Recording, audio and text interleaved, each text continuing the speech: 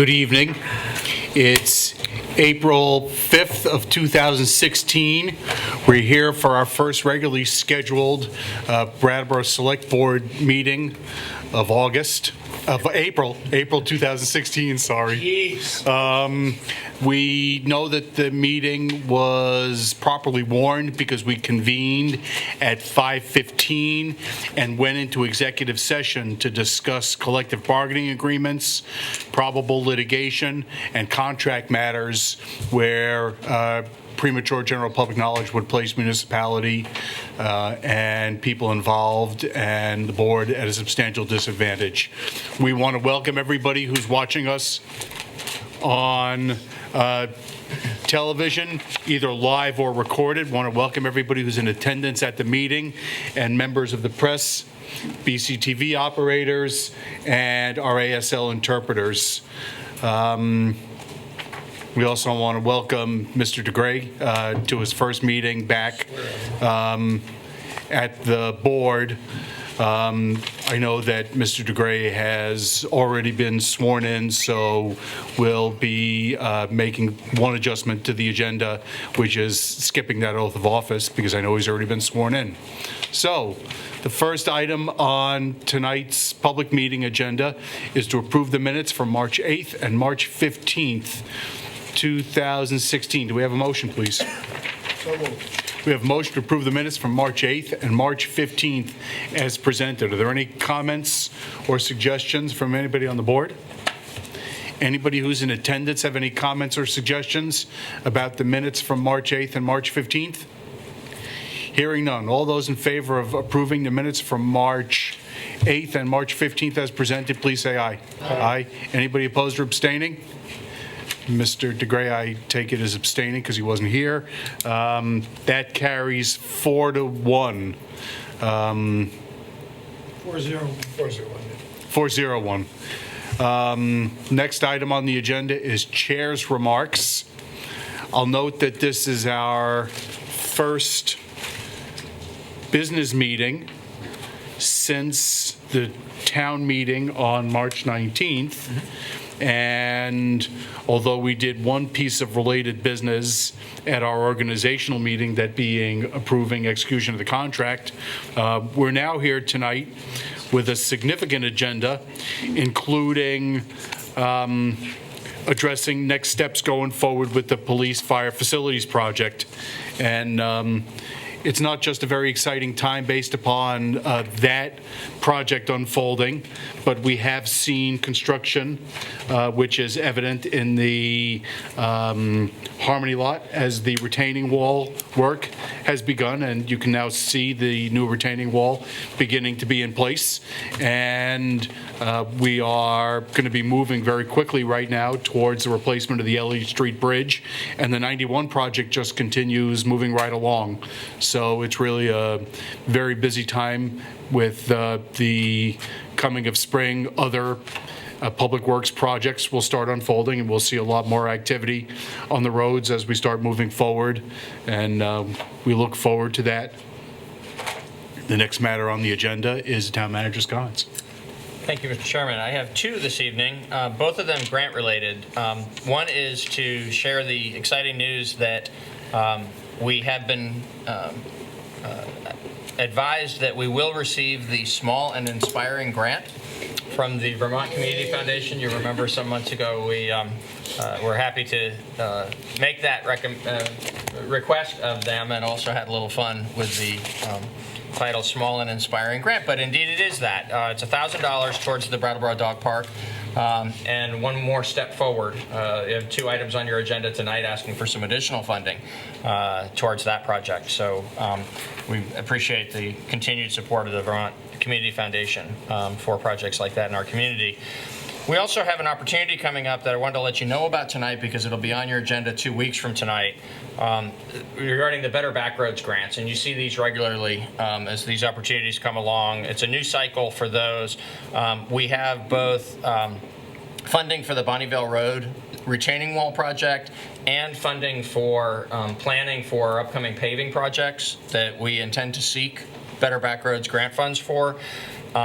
The deadline for submitting that application is April 15th.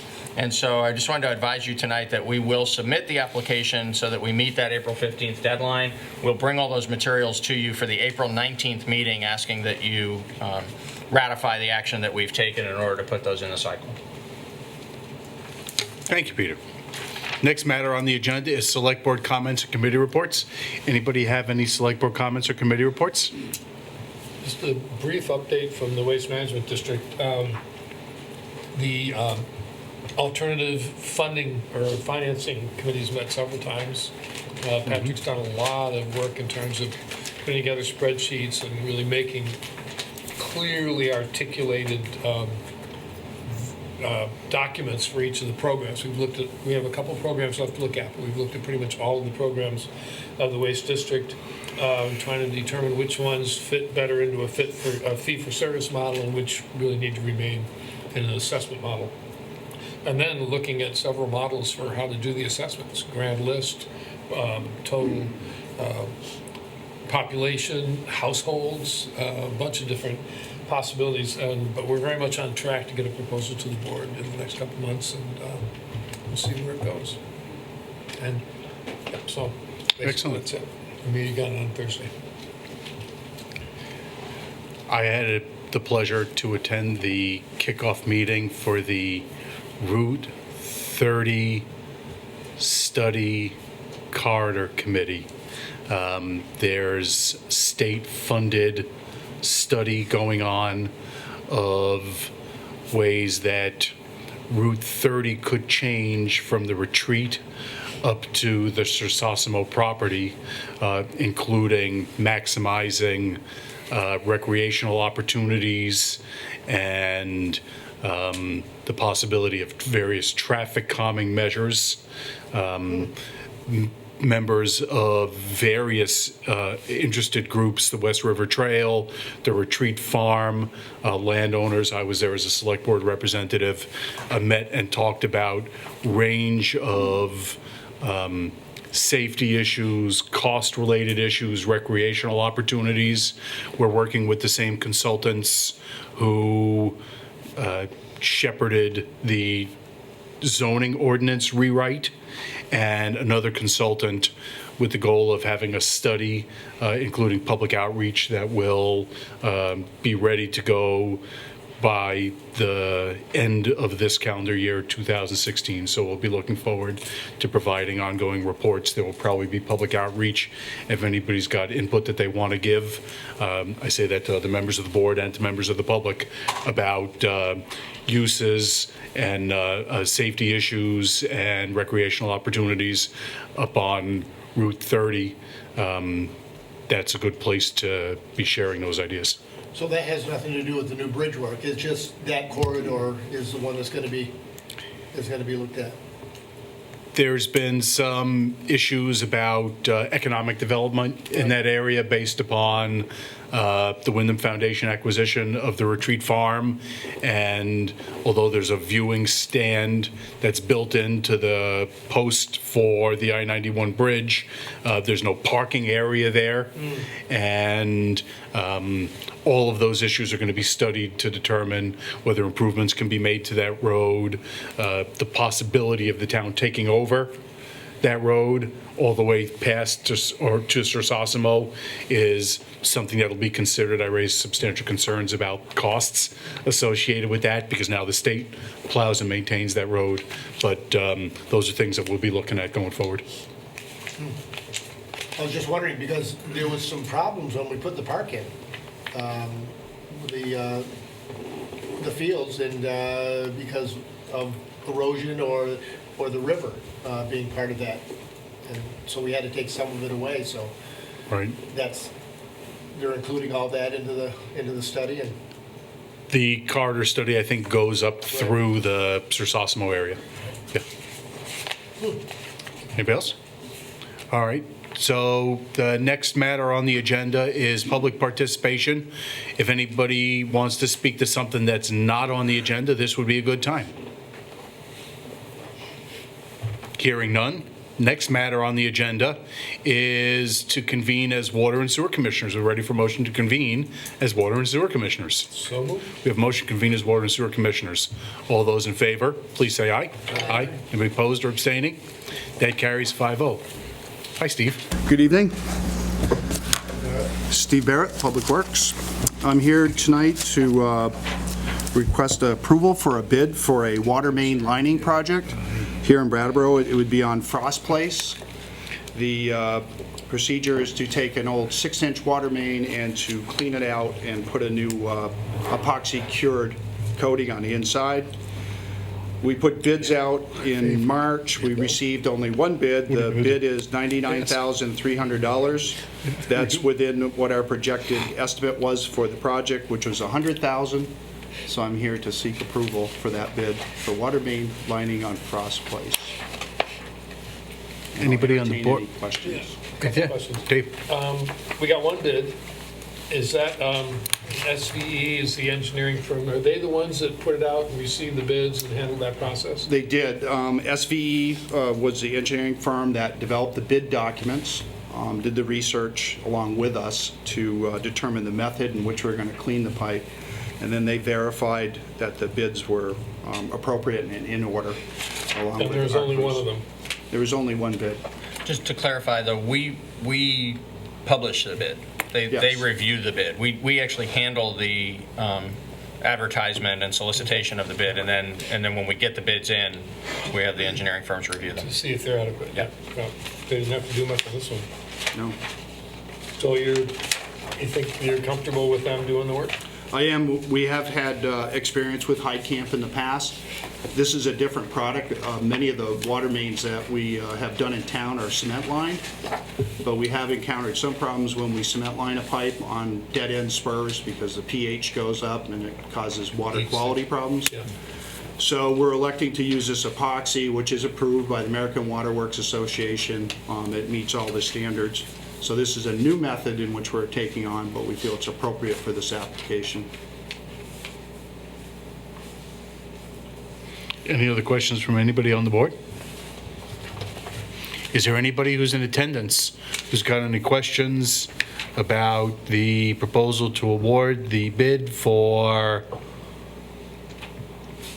water main lining project on Frost Place to Hyde Camp of Watertown, Connecticut? Is that the motion? We're ready for motion.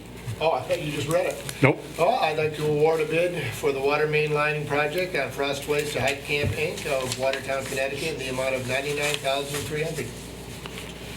We have a motion to approve bid for the water main lining project. Is there any further discussion? Hearing none, all those in favor, please say aye. Aye. Anybody opposed or abstaining? That carries 5-0. Thanks, Steve. Have a good night.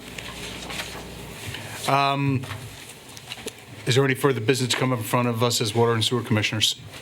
Ready for motion to adjourn as Water and Sewer Commissioners? So moved. We have a motion to adjourn as Water and Sewer Commissioners. All those in favor, please say aye. Aye. Anybody opposed or abstaining? That carries 5-0. Next matter on the agenda is to address next steps for the police fire facilities project. I guess what I'll do is, rather than doing an introduction, Peter, I'll just ask you please to walk through the various items that you'd like us to consider, and then we'll walk through each of them together. Sure. So I'm going to work from the memorandum that I provided dated March 31st. It's behind your old business tab in your notebooks, and provide just a quick update on most of the topics that we'll address under this matter tonight. Where there are some of them are spots where if you choose to direct that we move in a different direction from what I'm describing, then this would be the time to tell me that so that we stay on track together as we go forward. But most of this involves work that staff has either initiated or will be initiating shortly. And so I just want to make sure that we're all on the same page about what will happen next. As we get deeper into the topic, there is one matter that requires your action this evening, which is regarding how we'll proceed with the reconvening of the Police Fire Facilities Building Committee. So we'll address that when we get to it. So let me just make sure, do you want to take each item in turn and discuss each one, or do you want to do an overview first? I'm happy to do it either way. I think they actually stand pretty well, each piece on their own. I mean, you all certainly understand the project, and you've all had an opportunity to see the fullness of. There's only 7 or 8 different sections of this memo, and most of it is just by way of update. So I think it would probably be efficient for us to take each piece separately if you're Good. comfortable doing it that way. I think that works very well, thanks. Okay. So we'll No begin. objection to that from anybody on the board? Everybody's comfortable? All right. Begin with the purchase of 62 Black Mountain Road, where we did exercise the option as authorized by you at the reorganization meeting on March 30th. And that's been acknowledged, and the communication has begun between the parties to arrange for the various inspections, the most time-consuming of which will be the environmental inspections in the Phase 1. We are in the process of lining that up, and also in communication with the owners about gaining access to the property to begin the inspection work. So, any questions on that? Anybody have any questions about the work that's going to happen? The contract for the Phase 1 environmental, is that something that's going to come back to us for approval? Is it going to be over above your spending authority? You're going to bring it back either way? I think the Phase 1 is likely to be within my authority. If there is a Phase 2 required, that's likely to require action. We'll keep you informed as we move forward. We will be utilizing the process that's been set up through the Brownfields Grant for that part of the inspection work. So the firms that were pre-approved will have the opportunity to bid on this particular engagement. And we're pretty confident the Phase 1 for this, being that it's a property that was mostly, was open land. There probably was some farming activity and other things that may have gone on there historically, but not much use of this land until the reformer building was built there 35 years ago. Pretty straightforward Phase 1, and unless that turns something significant, we expect that the environmental here is not going to be an impediment to moving forward with the project. Other questions from anybody on the board? Having exercised the option, can you just refresh our recollections about how things are going to play out and when we would likely be purchasing the property and Sure. how that might change? The proposed closing date is August 10th, and we haven't received any indication from the owner that they have any concern about that. There is a provision both in the option agreement and in the letter that Town Attorney Fisher sent exercising our option that acknowledges that the circumstances may be such that the parties agree to close sooner than the proposed date. So what Bob proposed in the letter was the latest possible date that the agreement would allow us to close on without some extenuating circumstances. There are protections built in case things come up where there would need to be an extension of time. But if everything goes along as planned, the latest we could possibly close would be August 10th. So he proposed August 10th, but said straight away in the letter that we can close sooner if everything lines up well and the parties agree to. Just one quick thing, if there's I'm just shooting out of the hip here. If there's a major problem up there, Yes. we are completely protected on that. And can it go back to renegotiations with them, or do we just kind of bow out of it, or? So what the agreement provides for is up through the end of the inspection period, the town can, for any reason or for no reason, withdraw from the process and get our $35,000 deposit back. So it wouldn't even require that there be something major, but if something unexpected came up and we reviewed that here and had a reason to be concerned about the implications of that for the project or the long-term use of the property, the town has full right to get out during the inspection period. I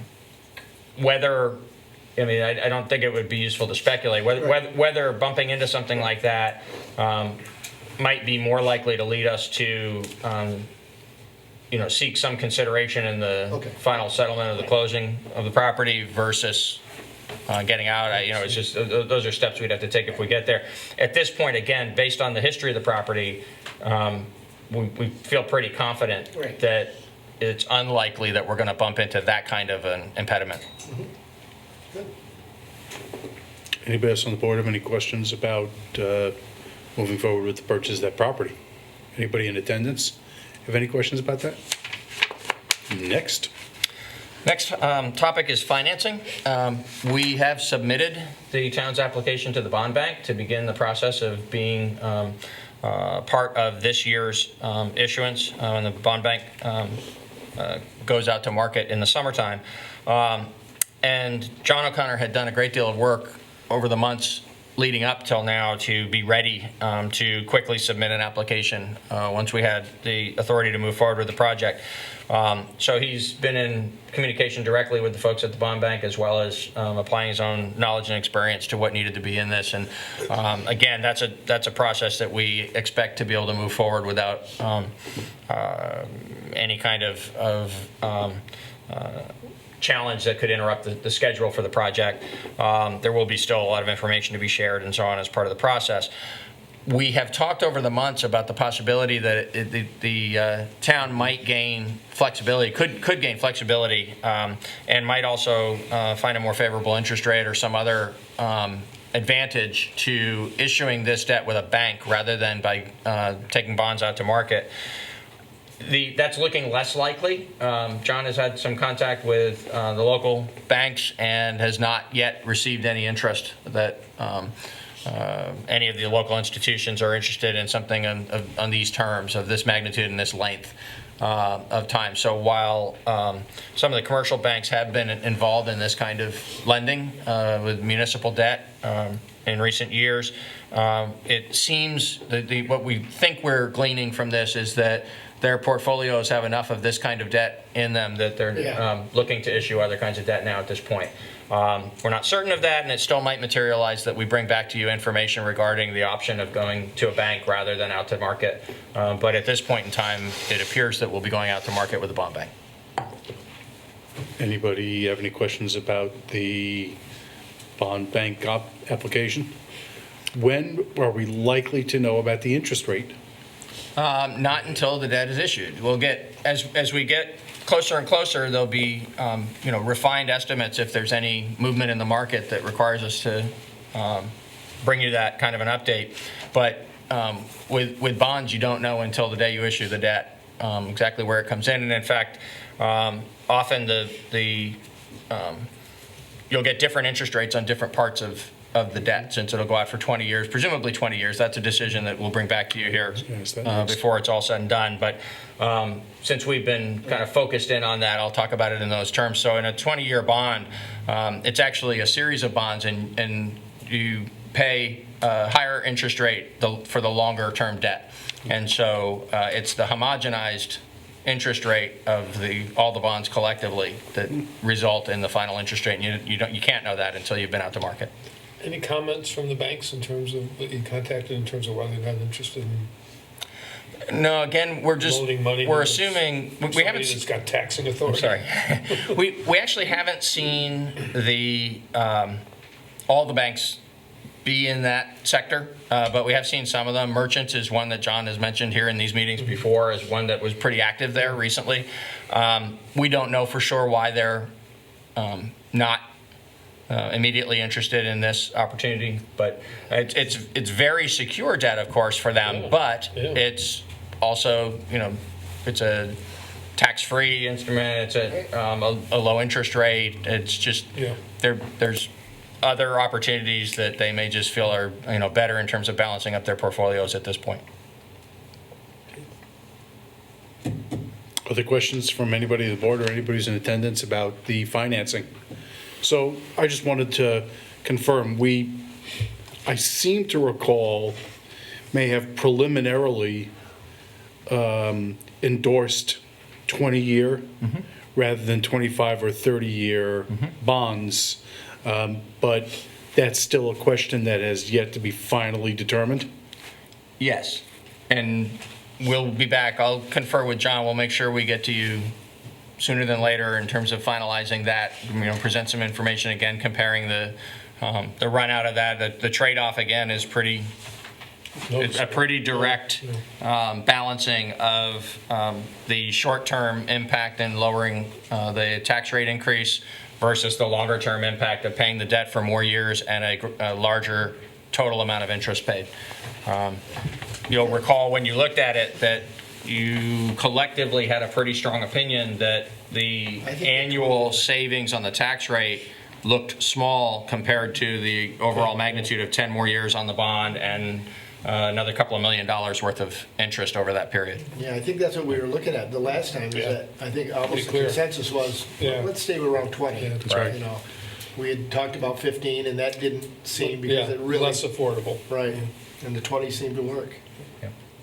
All right, well, just so we're clear that the final determination, whether we're going to do a 20 or 25 or 30-year Will be bonding forthcoming. issue will be made in the future, but right now, the board is leaning substantially towards 20-year bond based upon our prior discussions. And one more observation about that. If we did hear from a bank soon enough, it's getting now onto where we're going to want to be hearing from them quite soon, if we're going to bring that into play. But if one emerges and shows some interest, that could affect that decision in terms of term as well, because then you got the flexibility to structure the payback differently, the possibility of making prepaying, being able to pay it off early depending on future projections of when other debt is rolling off. Right. Where with the bonds, we're locked can't. into a payment schedule Yep. that'll be fixed for 20 years. So we will update you about that as it evolves, and there'll be that as we go forward, and there are additional decisions to make. That particular one will come on the front end of the sequence of decisions. Great, thanks. Next, about professionals. Yeah, so here, my strong recommendation to you is that we continue on with the team that was assembled previously. I personally have had experience working together with Steve Horton as our owner's representative and with Ray Giolito as the architect during this past year while we've been developing the alternatives and working through the decision-making process together. They're both doing great work. They were really essential to the success of that effort over the past year. So I think we should keep them on. Obtaining proposal from Steve for his services. He's obtaining on our behalf a proposal from Ray and Ray's firm. The only one that has maybe a bit more uncertainty than that for me is DEW as the construction manager contractor who would lead this effort in actually building the projects.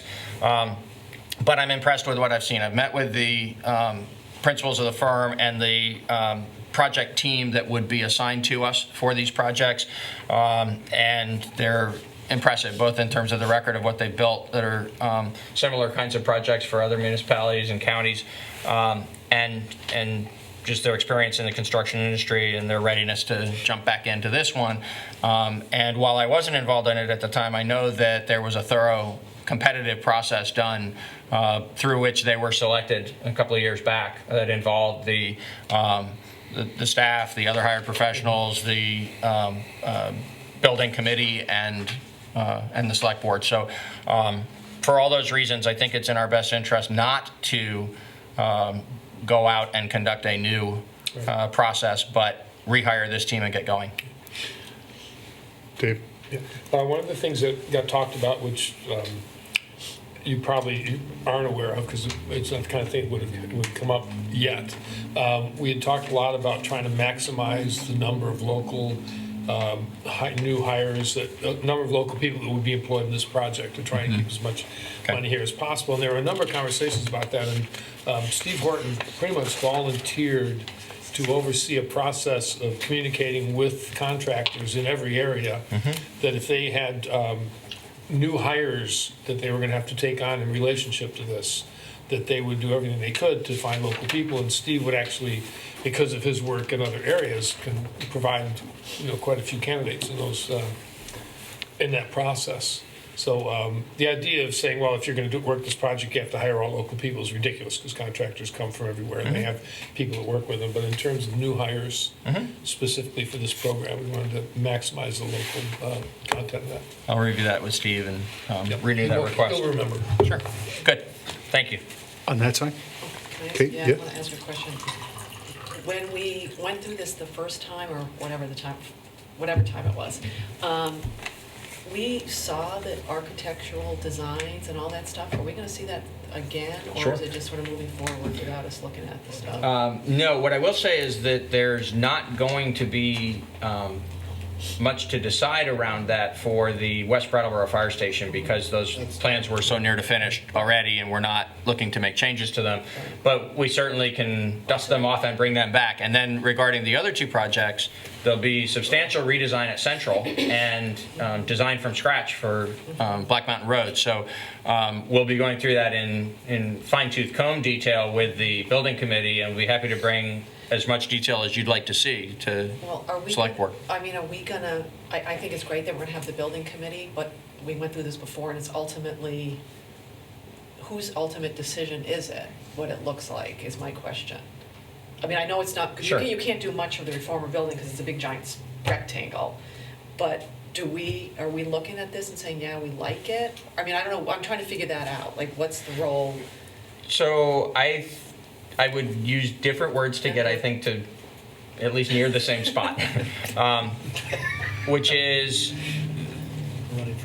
these are large, complicated projects that are going to have a very significant long-term impact for the community, and I think it's appropriate that we have as much review of the design as it moves from, in the one case, from conceptual to design to final design to getting it built, and then in the other cases the finalizing of a design scheme that already exists and then go getting them built. I think it's important that there be as much review of that as possible.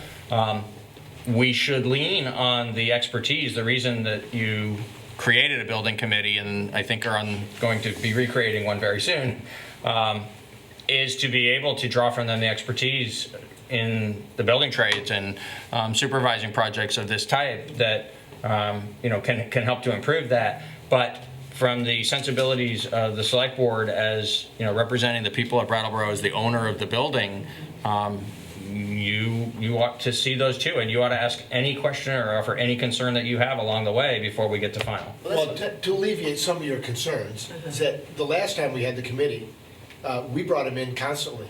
We were constantly bringing in the plans, after, if we'd have a meeting, we'd come in and we discuss them. Yeah, and A this lot might- more was up in the air Yeah. then, too. Right. And maybe we'll get to this when we talk about the committee, because I think there was a lot of, I don't want to say misunderstanding, but I think there was a lot of what is the committee's role? Exactly. Because, you know what I mean, it got to the point It where. changed. Well, I think we need to be very clear on what the committee's role is. And are they the ones that ultimately say, well, no, this is what that building's gonna look like? Or, do No. you see what I mean? I think do see that's what you mean, and so I guess another way of saying what I tried to say a minute ago would be there's a difference between any changes to the program as we've all understood it at this time, which is certainly within your purview, or the appearance of the buildings as they're presented out to the world, which is certainly within your purview, versus technical details about how the building is going to function. So, electrical plans and other mechanical aspects of the building and all, ultimately you're the governing body of the town. And so, the work that we as a staff do is at your direction, and the building committee is going to be, doing the work that you charge them to do. I'm just suggesting to you that you lean heavily upon them and upon us and upon the hired professionals for those details of how to execute this to accomplish what it is you have approved. But in the getting to there is certainly you saying a final yes to the program that's to be executed and what the appearance and function of these buildings are going to be. If you have a concern about it as we come along and report, there will be times when we'll actually ask you for direction, and other times when we'll be just providing updates. And at any of those times, even if it's just in the spirit of an update, you ought to feel free to push back on it. Kate wants a fountain out. Starting tonight. I mean, that's why I tried to frame this in the context of these are mostly updates, but if there's a point where you say, I don't think it ought to go that way, I think it ought to be different, I need to know that from you right now. I think that going directly to your concern, there's really two different phases of the committee's life as it existed from the time it was formed until the time that it sort of went on hiatus. And there was that substantial period of time from like April of 2013 for about a year thereafter, during which the Police Fire Facilities Building Committee was actively working on getting the plans ready for construction. And my recollection is during that year-long period, we had regular interactions with them. We set up a joint process for choosing the architect. Then we set up a joint process for making a decision whether it would be general contractor or construction manager, and then for choosing the construction manager when we decided, and it was us that decided construction manager rather than general contractor. And as designs were happening, we also saw those regularly. I don't recall having them, John, in here every Oh, no, they were, meeting. like, whenever we had a meeting, we tried to But- run all the it. time. But I remember that happening quite a bit, and in fact, I have a clear memory of you coming in and saying you didn't want the third floor on the fire station, and us talking about that globally with the drawings here. And And the idea of moving the police. Exactly right. And on the back of this building. Well- Came through the committee as well. and moving the building, the different construction materials for West Brattleboro. West Brad changed completely. And that was brought to us to look at, and then moving it from the site to the street was also something that came from the committee, and then we wound up endorsing.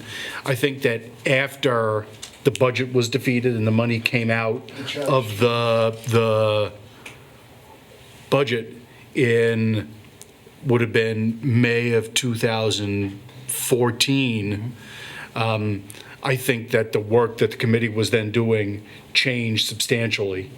And they were trying to see what they could do to rescue the project, while we were trying to figure out how to move forward. And we also were in the process of trying to hire a town manager. And I anticipate, it was very busy, you remember? That was. And I anticipate, Reminders of right, that. I anticipate we'll be going back to the way we were in that first year, Yes. where they were working regularly to vet the project, recognizing that the select board is the elected body that's making the decisions about all substantial aspects of the project. So that's what I anticipate. And I think that's what you're hoping for, right? Yes. Yeah, May I we'll add- make sure. May I Peter, add to that? please, yeah. I think that's really well stated, particularly in the context of the first year versus what happened after the budget got defeated. And it draws us actually right back to the next item in the discussion tonight, because you actually formally changed the charge to the committee as a result of what happened with the budget. You asked them to take a broader view and to get involved in those other aspects of trying to find a solution and move, a way to move forward with the project. And so that caused them to deviate from what they had originally been convened to do, which was, oversee the details of preparing the design, and then ultimately they will oversee the details of executing that design. But in that manner that the chair described of bringing all of the significant decisions here to be made because you're the governing body, not the least of which, of course, is that there's enormous amounts of money to be spent to make this happen.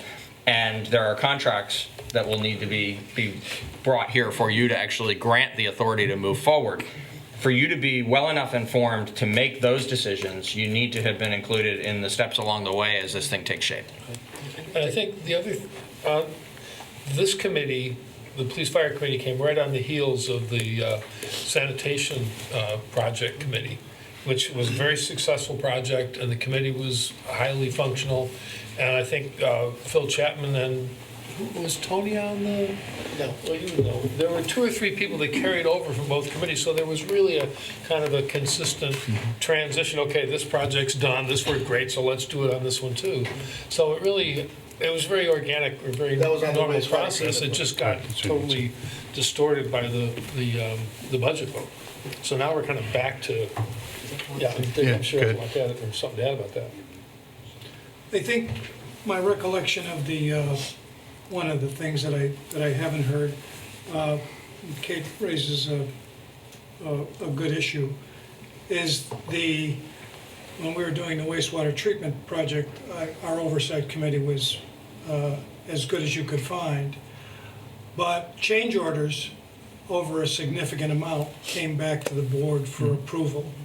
And it wasn't the committee had authority up to, and then anything over a certain amount had to come back to the board for approval. And I would hope that there would be something here that we would have language in there to make sure that process does happen. That's a good idea. We didn't ever get to that point the last time around because we never got to construction. We were just doing design work, but that's a good idea. Wait, can I Yeah, just go ahead, say- yeah. I agree with what everybody's just said, and I don't mean I want to say, oh, this is where this electrical wire should go. To me, though, it's the visual impact of that building that I think it needs to come here so that the whole public, because the public doesn't see the police fire meetings. You know what I mean? Like, we're on TV, and we Right. get covered by the news media. So it's really important to me that no decisions are made by the police fire committee that deals with visual impact, you know what I mean? Things like It's- that. We just do recommendations. It's my expectation that It's not you're a actually going to see more than you might care to before we're Right, done. right. Anything that has that kind of external Right. impact, visual impact or impact to the neighboring properties or anything like that, of course will come here. Any of the significant financial decisions are going to come here. But those aren't the only things that are going to come here because, again, for you to make those decisions in context, you need to have been Right. part of the process coming along. Kate, you've got Gunny sitting on the edge of No, his seat over there, I'm telling you right now. And I don't want to, I'm not looking to micromanage, I just want to, because I just remember the shock when I saw that ugly thing that was going to be added to the municipal center. Do you know what I mean? So it's sort of like, let's make sure that, No ugliness. Well, that's the reason that we're going through this today, because we got authority on the 12th and the 19th to do this work. It is reasonably contemplated that we'll be doing some building in the summertime, at the very least with respect to West Brattleboro, which is almost shovel-ready at this point.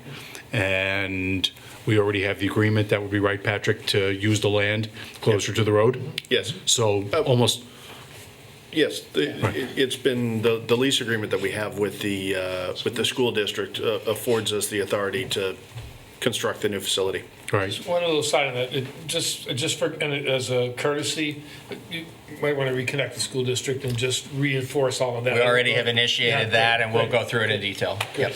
And so really the purpose of tonight's meeting, being the first business meeting since that authority, is to go through all this and to hear everybody's concerns and issues and to make sure that we're all on the same page about the way this is going to unfold and be administered. Before we segue into that next topic, which was reestablishing the Police Fire Facilities Building Committee, are there any other issues about the hiring of the professionals? Because I have a question about that. We did formally act previously to authorize negotiations with and then entering into contracts after we saw the contracts with the three professionals. And so I wonder whether there should be a motion now to authorize you to negotiate with Steve Horton and the other two entities in order to bring back contract proposals to us. If you feel more comfortable actually taking, passing a motion to authorize me to do that, then you can, and I can help you phrase one. The reason I didn't propose one to you is I believe that it's well within my authority to actually do that piece of staff work to bring you something that I think is ready for you to approve. You certainly are the only ones who can approve the engagement and authorize the expenditure of the funds. Well, I don't need to have it formally as a motion if everybody's comfortable that Peter's now going to go and is everybody comfortable going forward with all three? Steve Horton, Ray Giolito and his firm, and then DEW? They've stuck with us, so. Yeah. Great. You know, they, All right, so that's everybody on the board. Is there anybody who's in attendance who's got any comments about that third item, which is retaining and entering into contracts with the design professionals? All right, next item with respect to police fire is reconvening the Police Fire Facilities Building Committee. So I've advised you in here that Everyone who previously served, with the exception of Tony Farnham, is eager to serve again, ready to step up as soon as you're ready to have them begin meeting. I've had some communication with Mr. Farnham and thanked him for his service. He's from what he had provided back, as you described, during 2013 and 2014.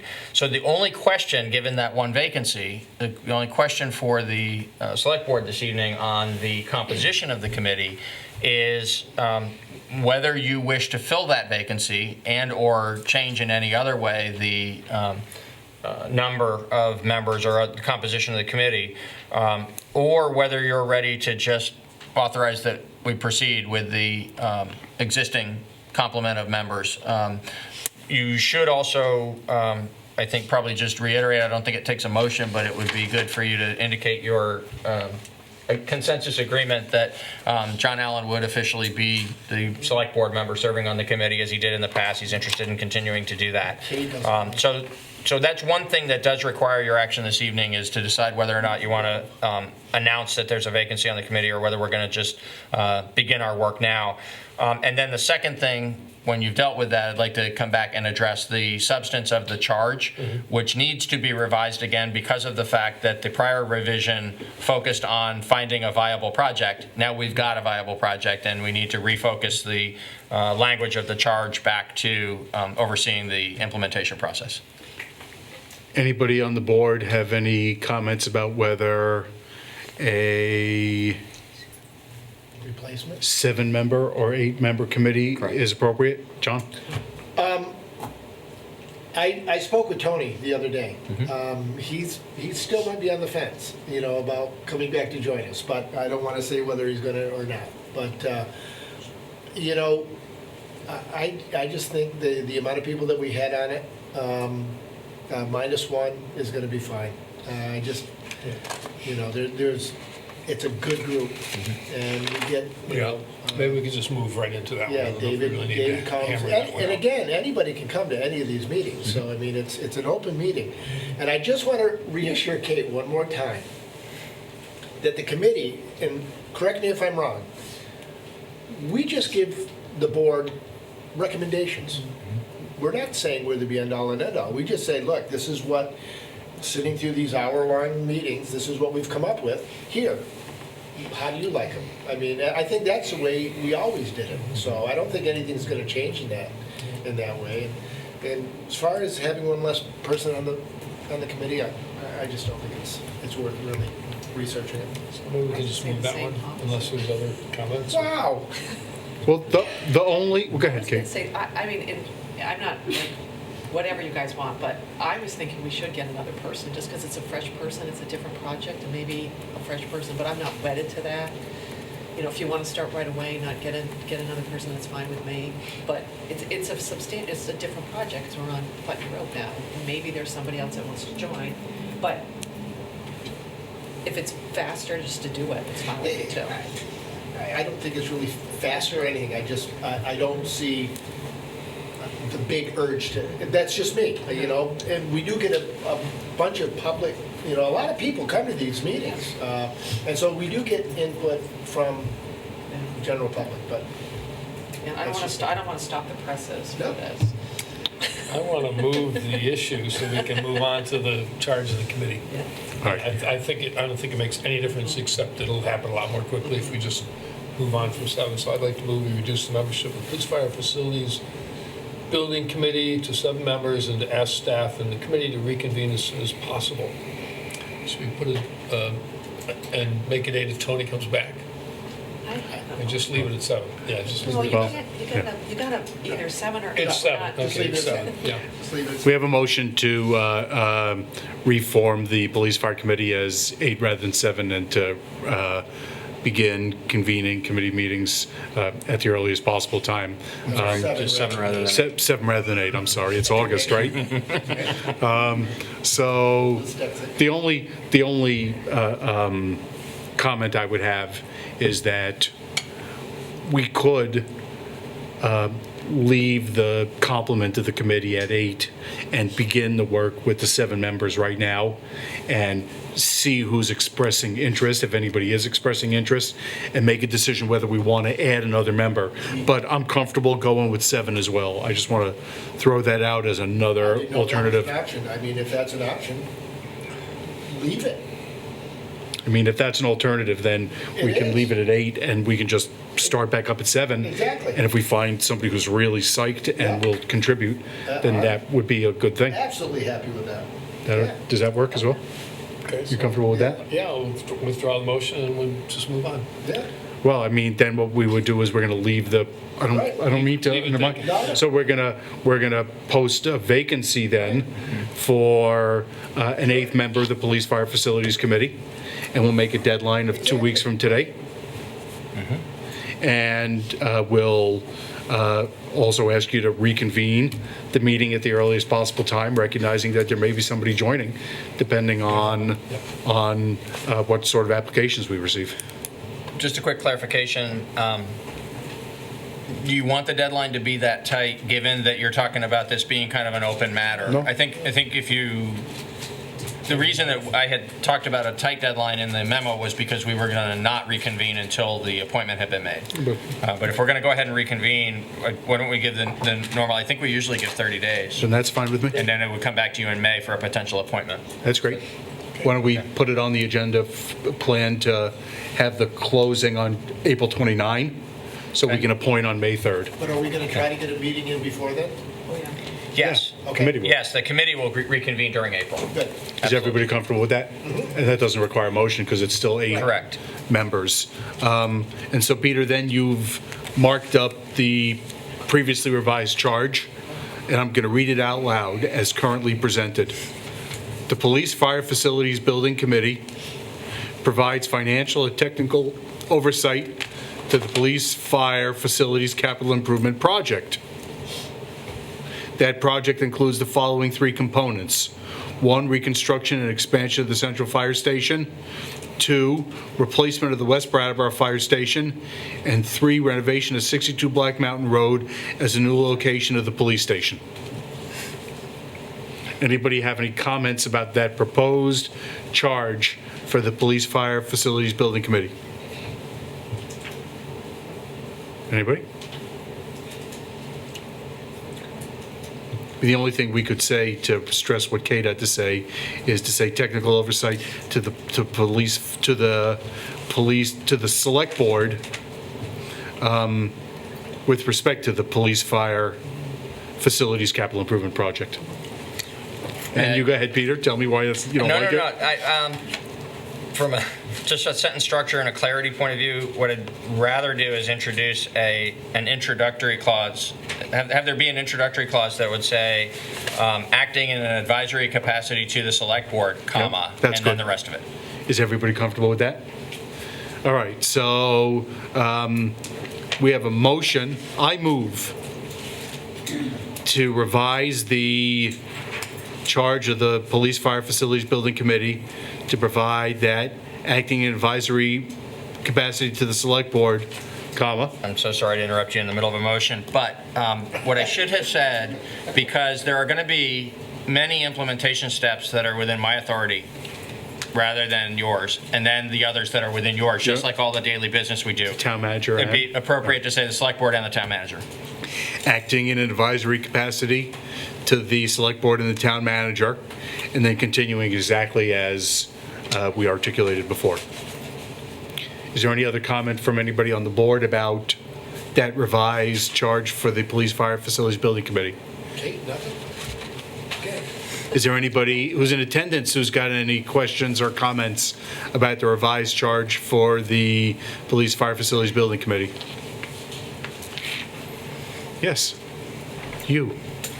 Strongly in favour of the 8, that's great, because there's a perception of involvement and re-participation. Thank you. Thank you. Excellent. Okay. Hopefully, maybe Tony will come back. All right, we have a motion to endorse this new charge for the Police Fire Facilities Building Committee. All those in favor, please say aye. Aye. Anybody opposed or abstaining? that carries 5-0. Next matter with respect to police fire facilities is construction timing and sequence. And on that, we've touched on it already. The West Brattleboro plans are near final, and so we expect that once the committee has taken a fresh look at those, and then the professionals have done whatever needs to be done to freshen them up and be ready for to move to the construction phase contract for that part of the project with DEW, bearing in mind that our next engagement with DEW is going to be to continue on with more planning level work like you were doing before. So there'll be that phase that we'll be doing with them, and then for each of the 3 projects we will move into a construction phase contract. The first of those will be for West Brattleboro. We anticipate that will be this summer, and we'll keep you up to date as we get closer to a defined schedule for that. We expect that at one of the 2 May meetings, we'll be able to show a schedule for the whole project with different threshold decision steps along the way and action steps along the way. The following along, the next one that we would go shovel in the ground with would be at Central, because there are substantial changes that need to be made there. It'll be several months before we're ready to put the shovel in the ground, but we will be at that point quicker for Central than we'll be able to for 62 Black Mountain Road, where we have all of the preliminary work and the acquisition of the property that'll happen while we're doing, turning the conceptual design into an actual design for the building. So a lot more ground to cover there. My expectation is, somewhere as summer becomes fall, we'll be at work down at Central, and then sometime in the fall be at work up at 62 Black Mountain Road. Again, we'll be much more definitive about that within the next several weeks. We'll be able to provide an actual schedule. Anybody have any questions about that construction schedule? Design and construction schedule? Anybody who's in attendance have any questions about that? The next item has to do with public education, and I'm going to just speak right to that because I'm the one who raised it.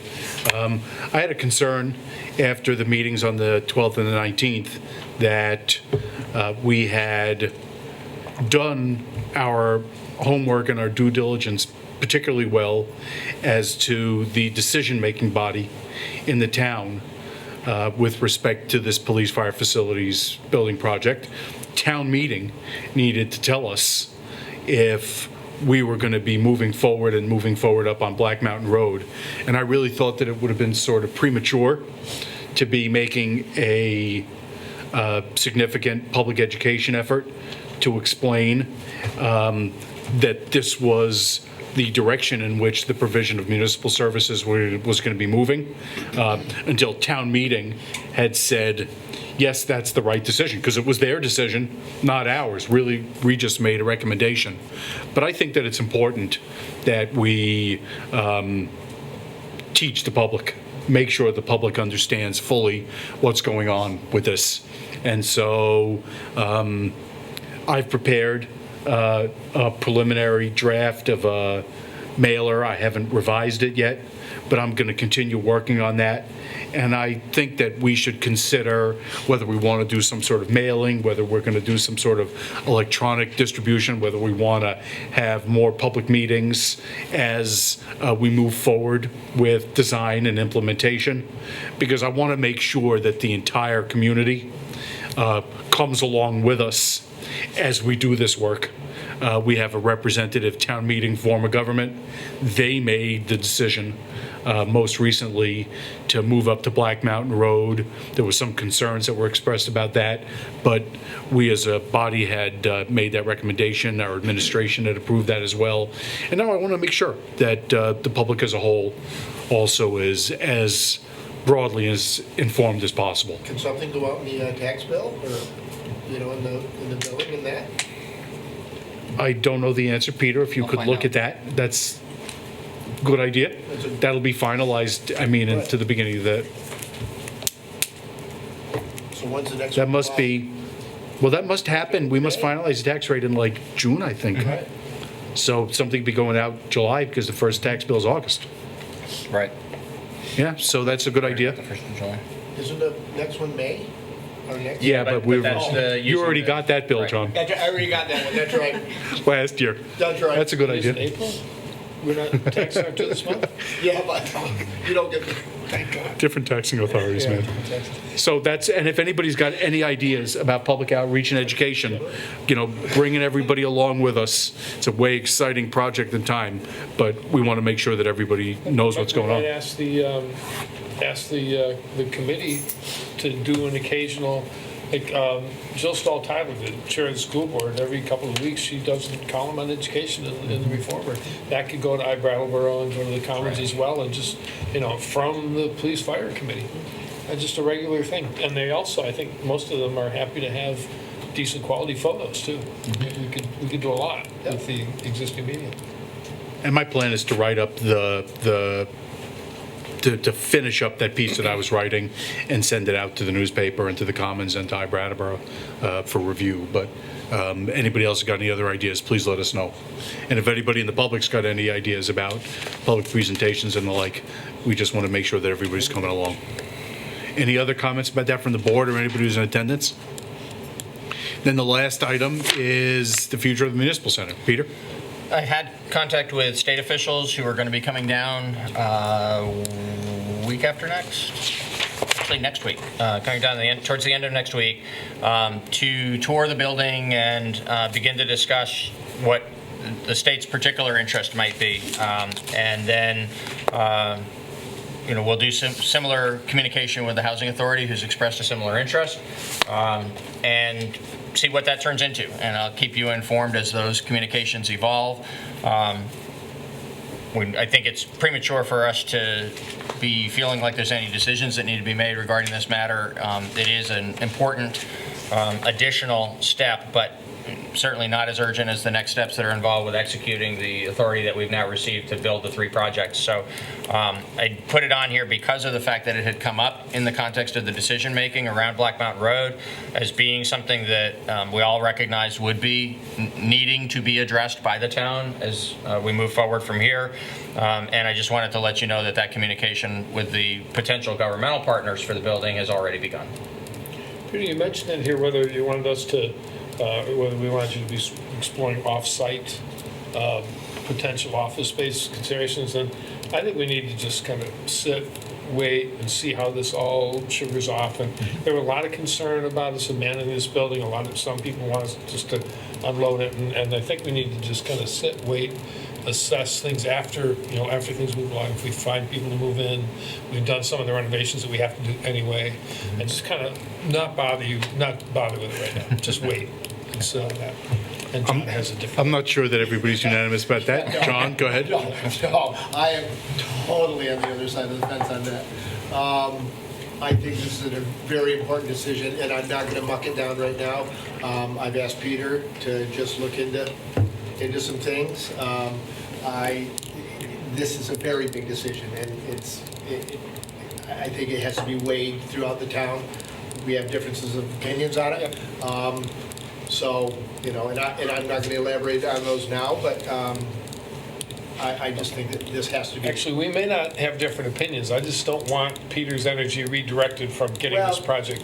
I know, but this is right away. This is a big decision, and I think all energies should be, everything should be looked at, comprehensively. So that's just my opinion. Kate's got something. No, I just think there's more to this building than just looking at other buildings to rent. I mean, I think there's a list of things that go into the decision about this building. Yep. And I don't know if we can make that list first before we make our mission to go and find what rents are somewhere else, because there's, we need to know what the yearly upkeep of this building Yep. is. We need to know what the state requirements are with the fire, Yep. life safety issues that are here. So I think, do the town offices move or stay here? It's just one little item in a list of things. So I don't know if we think it through a little bit more than just saying, well, here's this one thing that we're gonna focus on, and not, I need to understand what all the other little issues are.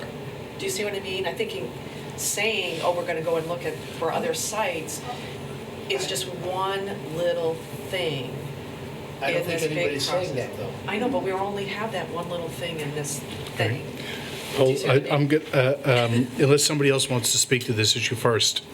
The future of the municipal center is a significant decision item Yes. that has to be confronted. And Kate is absolutely right. There's a huge range of factors that need to be considered in making that decision. And so, beginning by gathering information about potential tenants is one step that we've already begun with.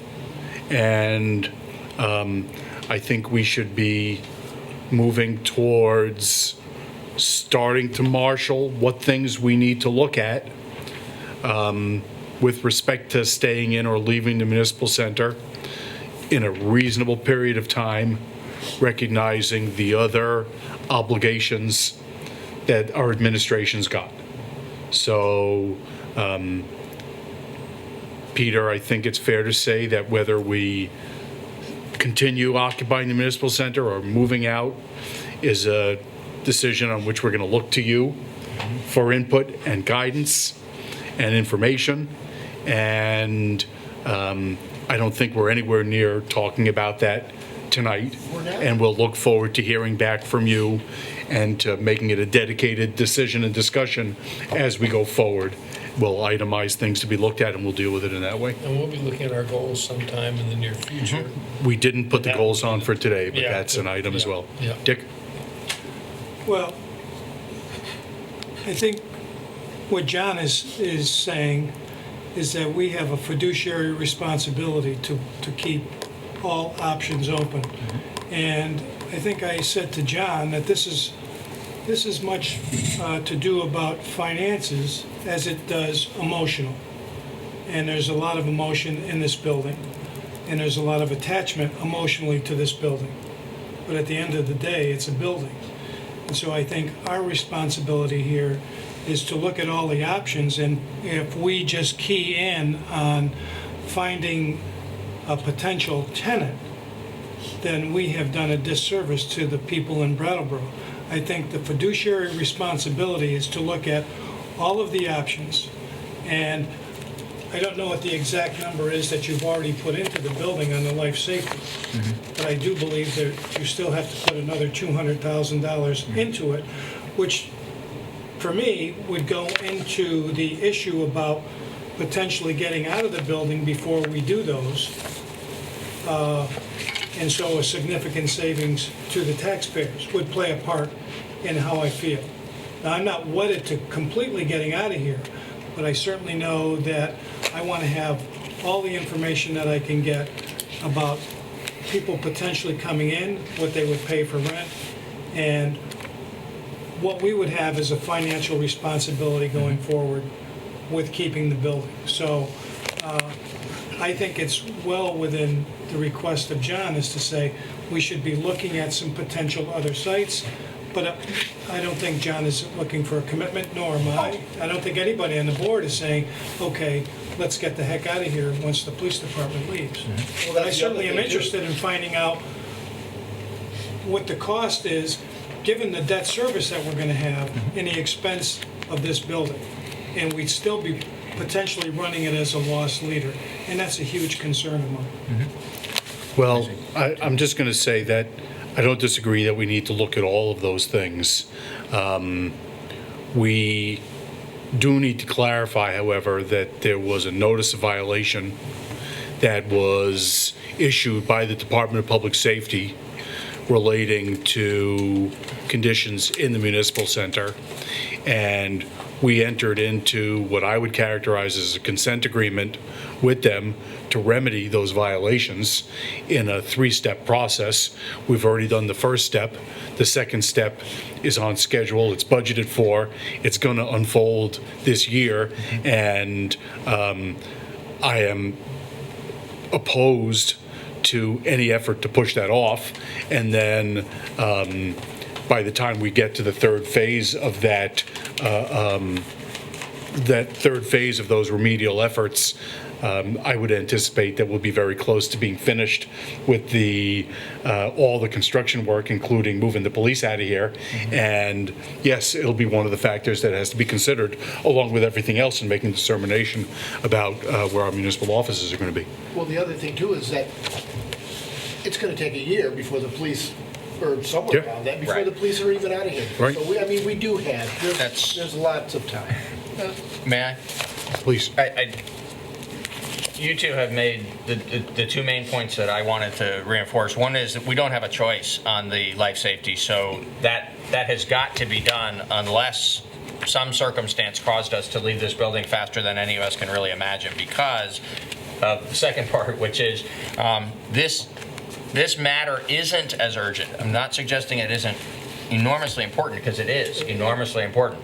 But it isn't as urgent as all the things related to moving forward to implement the police fire project. Exactly. Because now we have a timeline that we need to establish and adhere to go get those projects done. It's going to be at least a year Yes. before we're implementing whatever decisions you make about the municipal center. And so we have some degree of cushion there in terms of the ability to view the things that need to be viewed in context and methodically work through a set of decisions together. Exactly. It does need to include that broad look at what are our needs and how are we going to meet our needs and what are the financial obligations. All the things that each one of you have said is correct. I would suggest one thing about why the focusing on the potential tenant here in the building is an important first step before we look at this with that full, broader perspective. And that is particularly with the state, but even with the authority, the fact that these are governmental organizations that, like the town, are going to live on. They're not enterprises that may succeed or may not.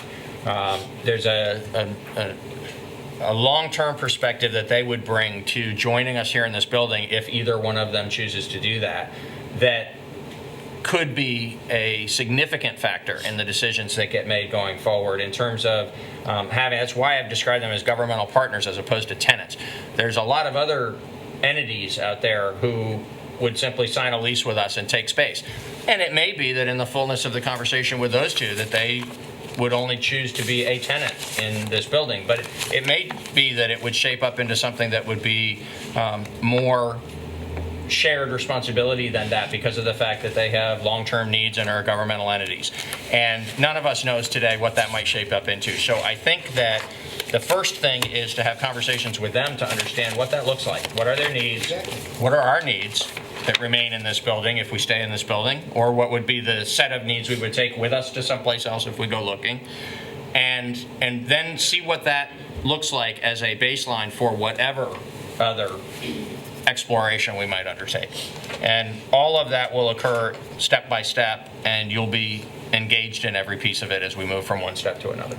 Well, having the state as a tenant is a little bit different than having Joe electrician coming in and Right. renting space or whatever. So there is, and I totally, I'd love to hear, how they want to work something like that. Sure. But we're still, and then that opens. That conversation And is then- just beginning. Exactly. Yep. And then there's the other conversations after that. Absolutely. I think the point that I was trying to make in that, saying let's just sit and wait and see what happens and then revisit and reassess, is that we've got some things on your list, program-based budgeting, the long-term financial plans, things that we've been talking about for a long time, that because of all the emerging issues have not really been followed up on. And I would like to kind of pull back from the emerging issues, focus on the police fire and one or two other things, and things that we can put off for a little while, put off and get those really basic foundational things about operating municipality underway. Yep. That's really the point of not wanting you to be going out and looking for office space for the town. And 2 weeks from tonight, we'll be looking at We'll look at goals. that, yeah. And so that you're absolutely right, that this needs to fit into that in context. Anybody who's in attendance want to speak to any issues relating to the fate of the municipal center? Hearing none, Excellent. Well, that was a very, very productive discussion about moving forward with the police fire facilities project. I want to thank everybody for voicing their views and their concerns. And the next item on the agenda is Bradley House renovation and expansion. Peter, if you could remind us where we stood and what remains in front of us. 2 weeks ago, you had before you a two-part agenda item related to the Bradley House. One was the question of whether or not the town would submit a CDBG grant application on behalf of Bradley House, who would be sub-grantee, for the improvements that are planned there by what is now a combined ownership and management of Holton Home and Bradley House.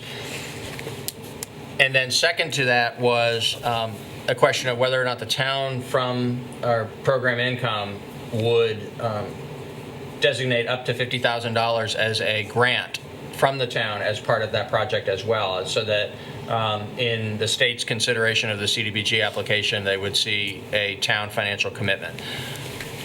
You did indeed approve the submittal of the application 2 weeks ago. I'm not going to presume to know what was in all five of your minds at the time, but you did that at least in part because the deadline was looming, and in order to be in this cycle, we needed to submit the application. And so in any event, you did approve that the application be filed. You postponed action on the question of whether or not the town would make a grant from program income because there were concerns raised that evening by residents who are neighbors to the Bradley House about their need to understand the project more, hear more information, and their concerns about the potential impacts of the project on the neighborhood.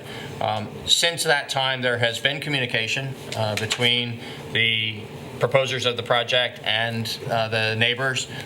We've received some input from all parties, actually, who've been involved in those communications, from neighbors and from some additional information from Holton Home, Bradley House. And so that material has been provided to the board in advance of tonight's meeting, but I know that there's also some of the principal folks who've been involved in those conversations who are here to address you again this evening. You need to hear further from them and then decide what's your pleasure regarding the potential program income grant. What I'd prefer to do, rather than speaking first to board members and hearing what board members have to say, is to hear from anybody who's in attendance who wants to speak to this issue. So is there anybody who's in attendance who wants to speak to the matter before the board, which is the potential for a grant from program income of an amount up to $50,000? And I would probably change the language of the motion, but that's the topic that's at issue. So anybody want to speak to the matter right now? I don't need for anybody to speak to it, just asking. All right, well, I guess I'm just going to jump right in and say that given the nature of the project, given the uses we've made of project income, and given the way in which we have supported various projects relating to housing, including the project down at Fairground Road, I think this is an appropriate project for matching grant from program income. So I move that the select board approve a grant not to exceed $50,000, equivalent to 10% of the total amount granted by the Vermont Community Development Program, up to a grant of $500,000 from program income to the Bradley House to support the Bradley House redevelopment project. So what I have proposed is a grant of 10% of the VCDP grant up to $50,000 total, which means up to $500,000 VCDP money. Now, what was written here was Right. different. Right. And I didn't understand why, and I didn't have a chance to ask why it was written that way before. And if you want me to amend my motion, I'll consider it. Okay. But that's what I propose for now. May I explain? Peter, please. Thank you, and I apologize for the confusion. We actually had a healthy conversation in the office also about the fact that it's cumbersome language, and I acknowledge it's cumbersome language. Here's why it was. The math of what you just described is far simpler to express and understand. But what it ends up being is, let me cite it for example. So if the state granted $450,000, 10% of that is $45,000, and the total would come to $495,000. When what you really want to do, I believe your intent would be to have there be a $500,000 grant to the project. And so the way to phrase it, even though it is more awkward, if the intent is to have there be $50,000 from the town, for instance, if there was $50,000 from the town and $450,000 from the state in order to be the $500,000 grant, what you need to say is what was worded, which is that the town would be providing 10% of the overall funding through the town grant and state grant Which is for the project. 500,000. Right, but, I mean, I understood that that's what was being written here, but what I was hoping to do was also in a broader approach Yes. to these types of requests. Yes. That we could match up to 10% of a grant, up to, in this case, $500,000. And so if the state gives $500,000 and we would give 50, and then they would have 550. That's what I anticipated. And I don't think the math works if it's in this way. So I just want to make sure what the intent is. I think Kate can speak to this in terms of how the state looks at it, but my understanding has been that if the ask is 507, which it is in this case, that the town's grant wouldn't be on top of that. The town's grant would set against that so as to reduce the amount of the CDBG ask and make it more likely to be funded. And that's why we have the more cumbersome wording for the motion. So that the total is $500,000. So then, 507. but then my concern then is if the grant is 450 or 457, let's say the grant is 450 just for round numbers, then we are matching up to 11 or 12%. That's right. Not 10%. And part of my goal, based upon what I had heard from the assistant town manager, was to match 10%. And again, it's 10% of the grant, of the total amount of the grant that is requested. If we weren't providing a match at all, which is the case right now until you take action tonight, it's a 507. The grant application is asking for $507,000.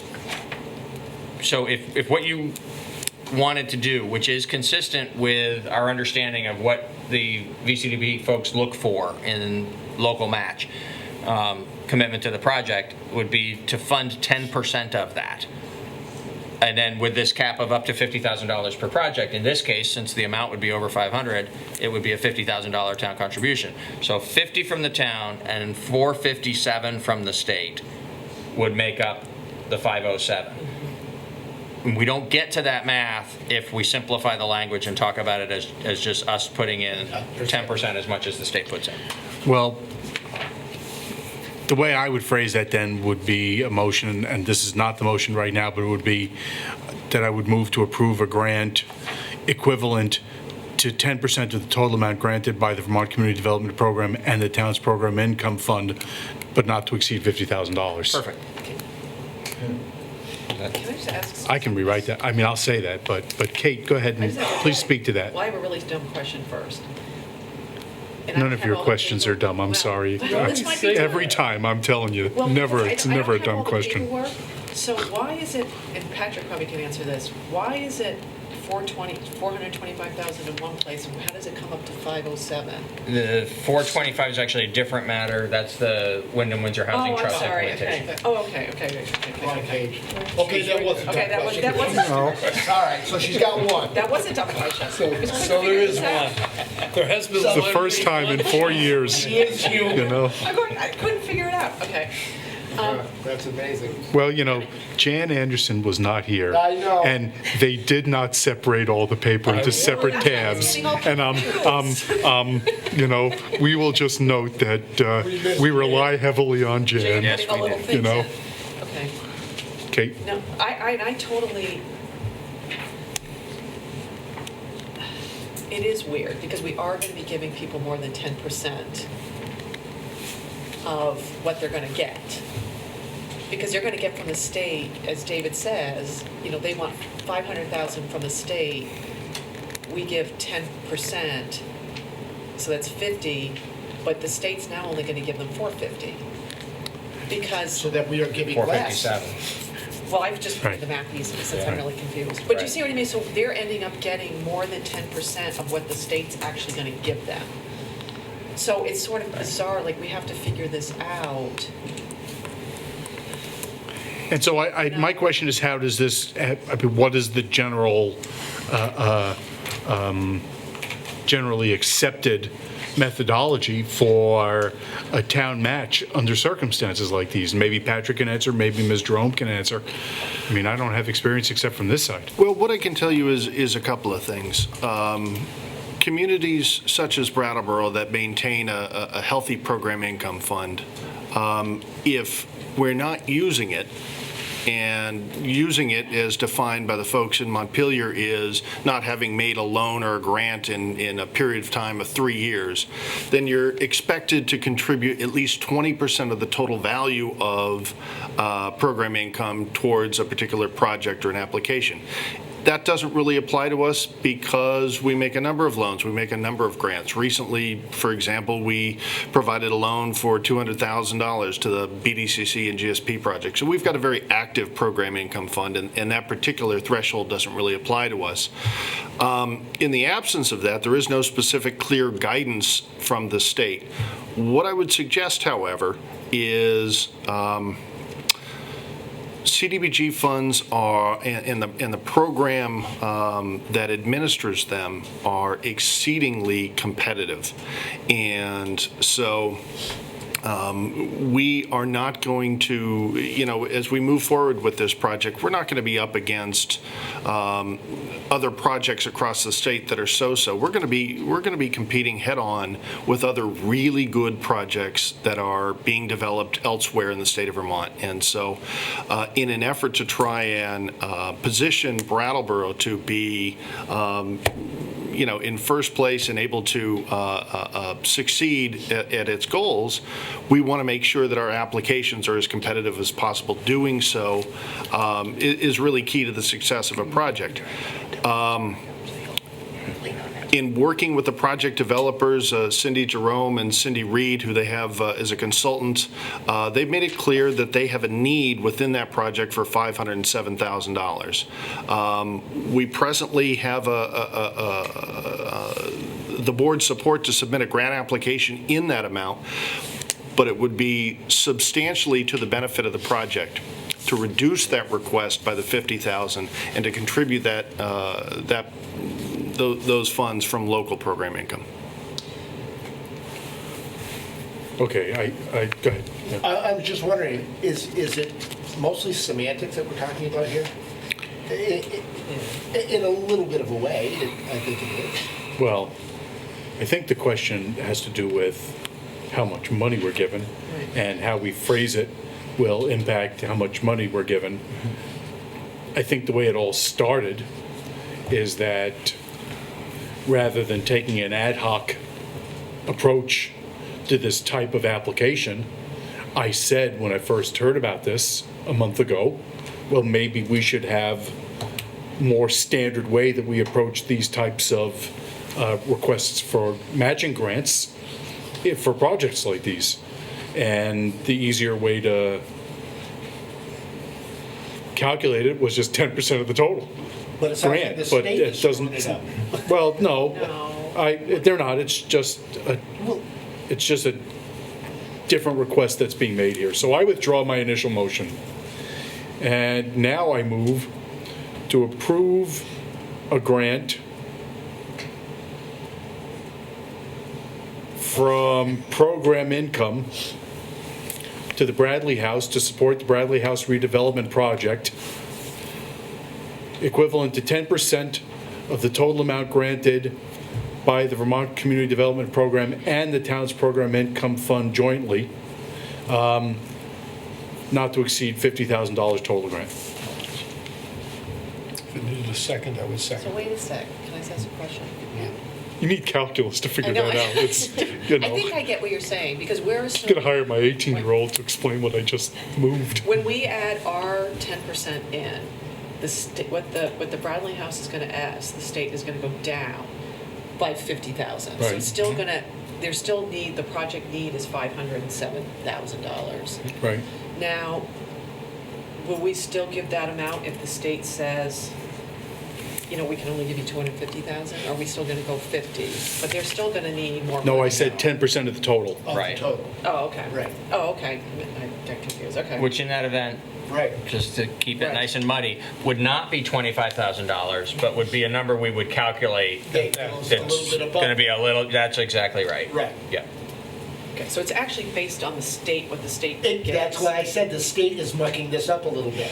Well, No, because we're doing They it. just give us We're the we're money. choosing to create the standard policy, which is a good thing to do. But in desiring to do that, we run into this complication about the matching. And it's their. But it's us, not them. Now, can I, this one is very specific to this, because somebody could come to us and say, hey, we're applying for $750,000.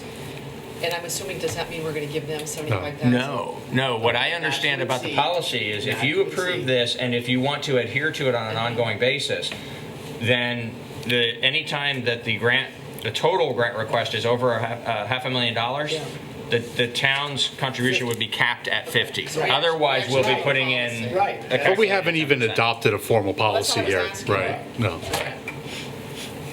Other questions? Is this clear as mud? Clear as mud. Enough to vote on. Excellent. And this works for you and administration of the application, is that fair to say, Patrick? Yes, sir, it does. Okay, I'll vote on anything right now. okay. We have a motion to approve a grant contingent on the amount of money that comes from the state to support the Bradley House redevelopment project. All those in favor, please say aye. Aye. Anybody opposed or abstaining? That carries 5-0. Thank you. Did I just give away my house? That was entertaining. Wasn't it? I still don't know exactly what we That'll did. keep the people, Sorry. get people at home awake. I want to see Brattleboro write this one up. Yeah. They're going to quote your comment exactly. Oh, I know they are.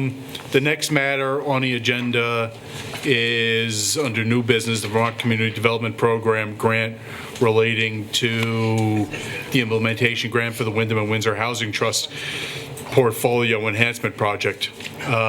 Patrick, I recall this came in front of us last year and we approved sponsoring their application to the state to help rebuild a series of housing trust buildings. Can you tell us what's happened since then, please? Sure. The town received preliminary notification actually quite some time ago of grant award. And as you'll recall, as they were putting some work out to bid, costs came back a little higher than anticipated, and that forced Wyndham and Windsor Housing Trust to scramble a little bit. We had, the select board rather had endorsed an enhancement request to the state, which unfortunately was denied. Leaving Wyndham and Windsor Housing Trust in a position to seek funding elsewhere. They've put that funding together, and we are now in a position where we've been able to meet all of the grant conditions, one of which is obviously coming up with all the remaining funds necessary to complete the project. So we are in a position now where an offer of a grant agreement has been made to the town. All of the grant award conditions have been achieved, and we we are seeking action from the Select Board this evening to adopt a resolution accepting the grant application and authorizing the town manager to execute a administrative services agreement with Wyndham and Windsor Housing Trust and to authorize the town manager to execute the loan agreement. Anybody on the board have any questions? So right now, Patrick, this set of agreements that we're being asked to approve and sign essentially is to accept and become the grantee for the 4.25 that's coming from the state that will then be sub-granted over to the housing trust or partnership, whatever they're now called, in order to rehabilitate these buildings in Brattleboro that I think are built between 1870 and 1920. That is correct, with one finer point. As opposed to a traditional sub-grant where the town is receiving the funds and we are turning around and handing those off to a sub-grantee, this is slightly different in that Wyndham and Windsor Housing Trust is taking the position that these funds will come in the form of a deferred loan. And so the loan agreement which is presented here is contemplates a deferred loan for the project. Okay. It says in the memo that Peter prepared that in this matter, part of the money is to pay the town for general administration. That is correct, $6,000. So that's a little bit different than some of these other times when we're dealing with the town acting as grantee or assisting in applications, for example, for CDGB money. Here, we're getting paid for the work that we're doing to administer this grant? Yes, sir. In this instance, at the time of the application, the town asked for compensation, given, I believe, the financial capacity of the institution. And also the scope of the work we have to do. Sure. Sure. I didn't see the $6,000 anywhere in the paperwork, but Yeah, it's in there. I Yeah, it's saw in it. there somewhere. I see it in the memo. I didn't see it in the loan documents, but that's okay. It's not part of the loan. So the award from the community development program is for $4.25. The loan is for $4.19. Very good. Okay. Thanks for that. Anybody else have any questions about or any comments about this? What's it called? Grant agreement. Enhancement grant agreement? Portfolio. Yeah, So portfolio money- enhancement grant agreement? So the money isn't going through us, it goes directly to? No, it will come through It us. still comes through us? It's just not taking the form of a grant. It's taking the form of a deferred All loan. right, okay. Any other questions? Ready for motion, please? Can I just ask one quick? Yeah, Just- please. This is a quick one, Patrick. When it says match in kind, $6,079, oh, That's 6 million. oh, forget it. Okay, I thought that was the, no, I can't read straight That's today. number Okay. 2. Forget it, forget it. Right, no. I was just worried that was 6,000. Thousand, yeah. Okay, forget it. So the entirety of the project is $6 million? Yeah. Yes, sir. For how many buildings? 5 buildings. 24 or 29 spaces. Apartments. Okay, yeah. Big project. They're doing a lot of work. Certainly, obviously, quite a significant rehab, a lot of energy efficiency work, and they're restructuring the debt on all the projects. Okay. So, And we get the mortgage. Ready for motion, please, Oh, yeah. if you want. You want me to do it? Yeah, please. Thank you, Kate. I move to adopt a resolution to accept a community development block grant implementation grant in the amount of $425,000 from the Vermont Community Development Program of the Vermont Agency of Commerce and Community Development in support of the Wyndham Windsor Housing Trust Portfolio Enhancement 3 project, and to authorize the town manager to execute the administrative services and loan agreements between the town of Brattleboro and the Wyndham Windsor Housing Trust as presented. We have a motion to adopt the resolution. Any further discussion from the board or anybody who's in attendance? Hearing none, all those in favor, please say aye. Aye. Anybody opposed or abstaining? That carries 5-0. Thank you, Patrick, for your help on that.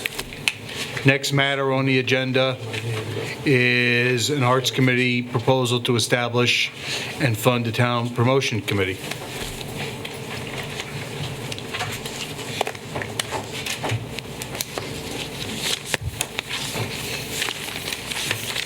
Greetings, if you'd like to introduce yourselves. Hi, my name is Adam Salviani, Chairman of the Town Arts Committee. Hugh Keelan on the Town Arts Committee. How can we help you tonight? I first just want to thank the Select Board for taking the time to consider this proposal. The document that you all have in front of you is a collaboration between the Town Arts Committee and numerous individuals and organizations from the arts and small business communities here in Brattleboro. We come before you today with the proposal for a committee dedicated to promoting not just the arts and businesses of our town, but for promoting the very thing that makes this town great. This committee will provide valuable exposure and attention for Brattleboro and will be a step towards providing further economic growth for the individuals of our town that have the courage to be artists and small business owners. And given the dire state of Vermont's economy, it has never taken more courage to be either an artist or a small business owner. Now, I've gotten a chance to speak with some of you individually regarding this proposal, and I found that many of you agree with the idea that further promotion of the arts and of our small business community would be a great thing for Brattleboro, but there are certain differences in the approach which I respect and will be open to answering any questions about. These are normal questions and concerns and expected responses from people in your position towards something that might not typically fall under the spectrum of town government activities. That being said, we don't live in a normal town and we don't live in a typical community here. Brattleboro is unique and Brattleboro supports the arts in every way it can. It's time for this town government to make a statement by supporting the unique individuals of this town and encouraging them to continue to make the art that fulfills them and run the businesses that they couldn't run anywhere else because other towns wouldn't support them, but this town will. You can do so by supporting this proposal, which will bring tourism dollars to this town and by extension supporting these unique traits of Brattleboro. Not only will you be sending a strong message to this community that you represent, but you can also do so without any impact on the town budget. The budget for this committee would be coming from a surplus in the rooms and meals tax from some of the very businesses that would benefit from these promotional ventures. Additionally, one of the main goals of this committee would be to create additional town revenue through these new tourism dollars. On behalf of the Town Arts Committee and so many other people who stand behind these ideals and this need, I ask you to vote yes for this proposal and send a statement to this town government and that the Select Board supports the arts in Brattleboro. Once again, thank you for hearing this. I'm happy to answer any questions that you have. Thank you. Did you want to speak to anything? No, thank you. Okay. Anybody on the board or anybody who's in attendance got any comments? I'm happy to start. Go ahead, Kate. Yep. And I'm going to say things that aren't going to surprise Adam, because we did have a meeting. And, on the outset, I need to disagree with the premise of the proposal, which, there are organizations in this town that aren't doing a good job, and there are organizations in this town that actually are hurting the town through their efforts or lack of. You have 4 organizations that you named. One of them is the one I work for. And, I want to just say that I totally disagree that my organization and the other 3 organizations that you mentioned aren't doing a good job. And I think setting forth the beginning of a proposal, criticizing those organizations really does a disservice to the people who work for those organizations and the hundreds of volunteers, that spend a lot of time and a lot of effort. So I think that does a disservice. I also take issue with the premise that the town does nothing for small businesses, whether they're artists or other small businesses. I really take issue with that. I think we have a select board that's had multiple conversations about economic development. As you just saw, we've been approving grants for the state of Vermont. Those were housing grants, but we also do economic development grants. We also have a small business revolving loan fund. We've given money to Duo Restaurant, Hermit Thrush Brewery, the Brooks House. We did just a big grant or a loan, and tax stabilization for GS Precision. Yes, that's bigger than the smaller things, but we do a lot. But I'm going to set that aside. I'm going to set my objections to the premise of why we need this program aside. I know your intentions are good, and obviously, being in the profession that I'm in, anything to help promote the town is something that I support. But I think this proposal does it the wrong way. And I think the reasoning, and I'll go back to the premise, I guess, the reasoning for the proposal, I think in some ways is based on a lack of understanding of what the organizations do that you speak of, what the work they do, the role they play. And I also think it's based on a lack of understanding of what the town government does and the work and the role it plays. I think one of the questions or the answers the town manager has to address is, do we really have a surplus? I went back, Adam, after you and I met, and you go into the town budget. The rooms and meals tax is spent. I'm going to look for the town manager to answer that question. But the way I look at it, there really isn't a surplus. All the money is allocated, and if I'm wrong, the town manager is going to correct me. So that's the first thing. I personally don't think that the town of Brattleboro, the role of town government is to be a promotion and marketing arm. I think what we're supposed to do is make sure that the town runs effectively. We pick up the trash, we keep the streets clear, we do snow removal. We just spent a lot of time talking about police and fire. And I think there are numerous organizations, in addition to the 4 that you mentioned in your proposal, that spend a lot of time doing the promotion and marketing in this town. And I can read a lot of them, and I'm going to, because I think that they deserve, for people to understand the role that they play and what they bring to the town. We have special events, from the Strolling of the Heifers, the Literary Festival, the Dance Festival. We have 2 film festivals. We have the Brattleboro Brewers Festival. We have the Brattleboro Bacon Festival. We have the Harris Hill Ski Jump. We have Gallery Walk. We have the Cotton Mill Hill Open Studio. We have the New England Center for Circus Arts. There's a whole new event starting. The Archer Mayor Mystery Weekend is going to happen. And there's a lot of things like that those people in the Downtown Alliance, the Brattleboro Chamber, the Museum and Arts Center, the Latches, that do promotion. And they spend a lot of time and effort doing promotion of the town. And they bring the tourists and the visitors and the people that spend money in a restaurant, hotel, or a shop. So I don't really think it's the town needs to get into this business, and I really don't think it's the role of the town. I also don't think that a town committee is the way to go. And I say this with all due respect, but I don't know how many months ago as we were sitting here and we had the big blow up over the NEA grant, and that was involved the Wyndham Arts Council and the town arts committee.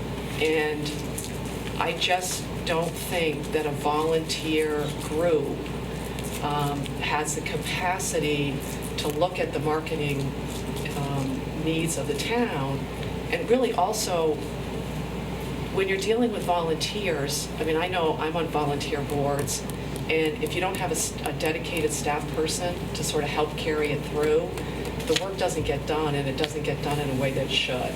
So I really worry about handing $20,000 over to a volunteer group and having the work get done. I mean, I'm telling you right now, if Peter and the staff weren't here and we were running the town as volunteers, I'd hate to like even walk outside, you know, because it'd be scary. You know, so those are the concerns I have. I do really appreciate the intent and what you're going for, because again, in the business I'm in, promotion and marketing is what you got to do. And I think not only my day job, but I think all of us want people to come to this town, and we strive as a community, you know, all the town employees, to make this a place that people want to come to and stay and shop and dine and live. But I just don't think this is the way to do it. And again, I appreciate your intention through this, but I just have a lot of concerns and questions about it. And again, I don't think anything what I said is a surprise to Adam, because I said it when we met. Can I respond to that? No, I think we'll hear from members of the board. Anybody else on the board want to speak to the matter? Yeah. David? A few things. Kate, I hear all the things you say, and I think it's all true. I think the question that I have for you is, there are all these organizations, all these things are happening, and to me it appears to be pretty scattered. If you're not in a, there's no, I mean, I don't get a lot of the information, a lot of things are going on, and I read the paper and I go online and I do stuff like that, and things happen I don't hear about.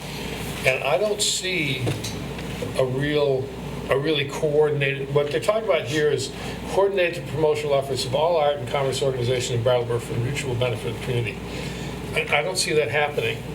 And so all the things that you said, I understand them, but I don't think it answers, I don't think it erases what there's, or counters the need for somebody to coordinate.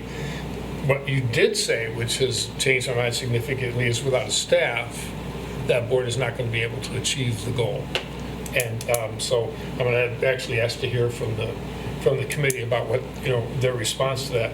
I think as far as the responsibilities of the municipality, if you look at our town plan, I haven't looked in a while, but I know there's a lot in there about supporting economic development, the various sectors of the economy and stuff like that. We just spent $100,000 of town money supporting housing.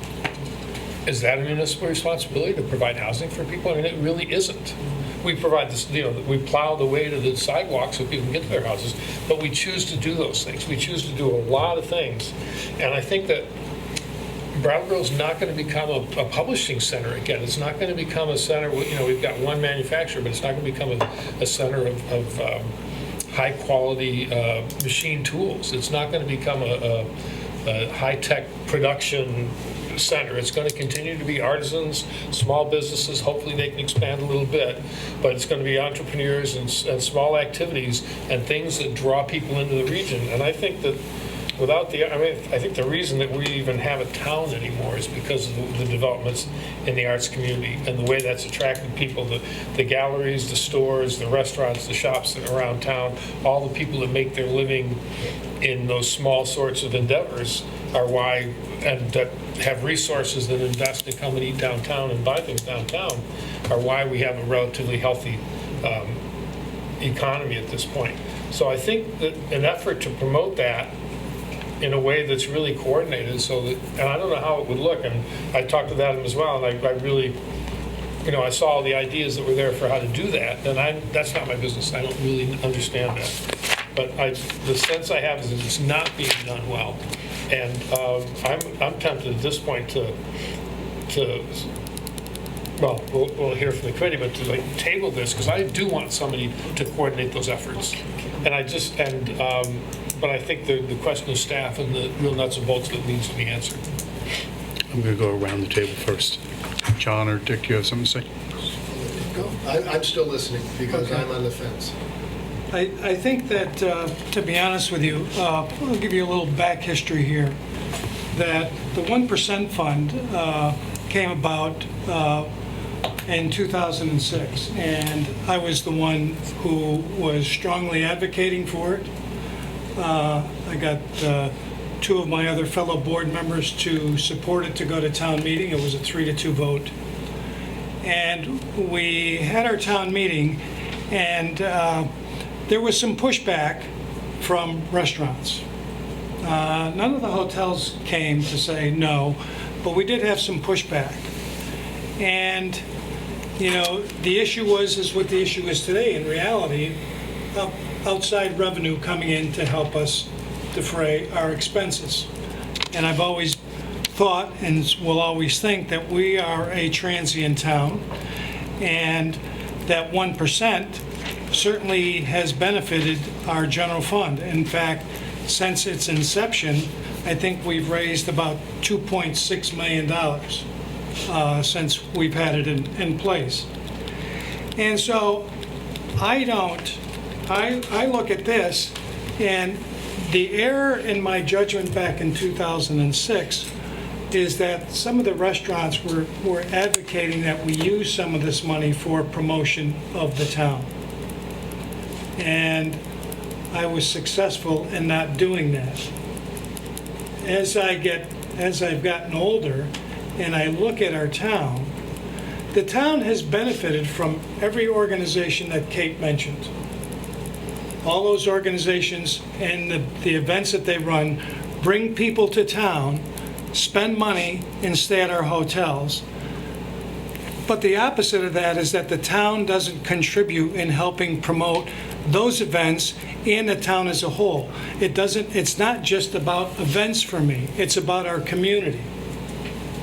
Now, my wife has a store on Main Street, and I'm often in there, and I'm constantly talking to people about our community. People love our community. And I don't agree with, I don't think the premise was that these other organizations that Adam was talking about aren't doing a good job. I believe that us enhancing them with some money here, and certainly it is semantics when you talk about surplus. That is semantics, because they're not looking to take something from that hasn't been reached. And I know, having served here, that number is always a conservative number. But at the end of the day, the town has benefited from the 1%, from all the events that these organizations do. The town has benefited from DBA and the flower program and the notification that it's got, that people go, wow. And people think that the town is doing that, the town is paying for that, and they're not. And I think here's an opportunity for the town to be a participant. And I think that we should try this for a few years. And part of this is that the more that we can promote our town, the more money that we would be bringing in, hopefully, in the rooms and meals tax, and that number would grow substantially. So I believe that the premise of this was going to be win-win, promoting the different entities of our community and driving up the visitors. Therefore, hopefully they would be spending more money, staying overnight, spending money in our local businesses, and everybody wins. And I think that if we could commit to doing this for 3 years, because I think you couldn't do it on a one-year basis, and say, hey, I think this is working, or there's anecdotal evidence of whether it would or wouldn't be working based upon the numbers that we have here. So I think we can work out some of the other things about a committee and who would be on it, but at the end of the day, at some point, when the town is constantly saying that we need more revenue, not from the taxpayers' pockets, we have to invest some money to try to bring more people here. How much money have we given Cevets in the past several years? And I haven't seen really anything reaped from that benefit. No disrespect to them, but we're trying to promote the town as a whole, and when you're promoting your town, you're saying, we're open for business, we'd like you to come and see us, come to one of the events that we have, and it's not just about the events that were mentioned here. We have beautiful hiking trails, we have swimming, we have a ski hill. You know, we have all these things that part of this money would be used to promote our community. And I think that it's a small investment, but I think it's a sound and prudent investment for the community to go, hey, let's try this. At the end of the day, if it doesn't work, we walk away in 3 years. I'm prepared to speak, John, unless you're ready. No, go ahead, because I want to listen to the whole gamut. I have very significant concerns about this proposal as it's been presented. They really fall into 4 different categories. First, there isn't a surplus from the rooms and meals and alcohol tax that's available to be spent. I think that really constitutes a misunderstanding of the way in which we do budgeting. This is a town that faces significant pressures in raising revenue, and there's way intense pressure on our property tax, and there are really very limited sources of non-property tax revenue that are available to us. We prudently budget conservatively based upon an estimate of what we can reasonably expect we're going to receive from the local options taxes that we're able to implement. But every penny of that money takes pressure off of the property tax. And it is true that at the end of any given year, and after the audit, we have a fund balance, but that is a result of the total net of our revenue generation and our expenditures. And to say that we have surplus in one given fund, particularly from the local options taxes that we're able to raise, it's just incorrect. It's just not an accurate premise at all. Second, I have concerns about the way in which this proposal is being presented and where it's coming from. I mean, I pulled the charge of the Arts Committee, and I don't really understand how it is the role of the Town Arts Committee to be coming to the Select Board and saying we need to form a new committee to do promotions for the town as a whole.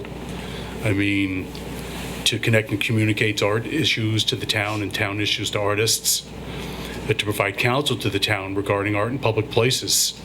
Those are the core roles of the Town Arts Committee. And I understand that somebody may have had an idea to suggest a promotions committee, but I don't really know why this is coming from the Town Arts Committee.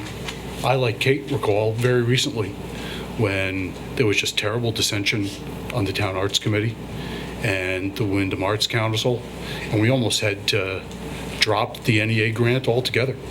And I don't understand, why this is coming here this way.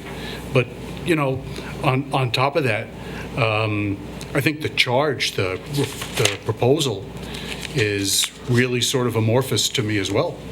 I mean, it looks to me like there's a blending of the goal of promoting the arts and promoting commercial entities, but I don't really know just what that means. Either it's too narrow and we're just promoting the arts with this group, or it's promoting commercial ventures and then it's too broad. I don't really understand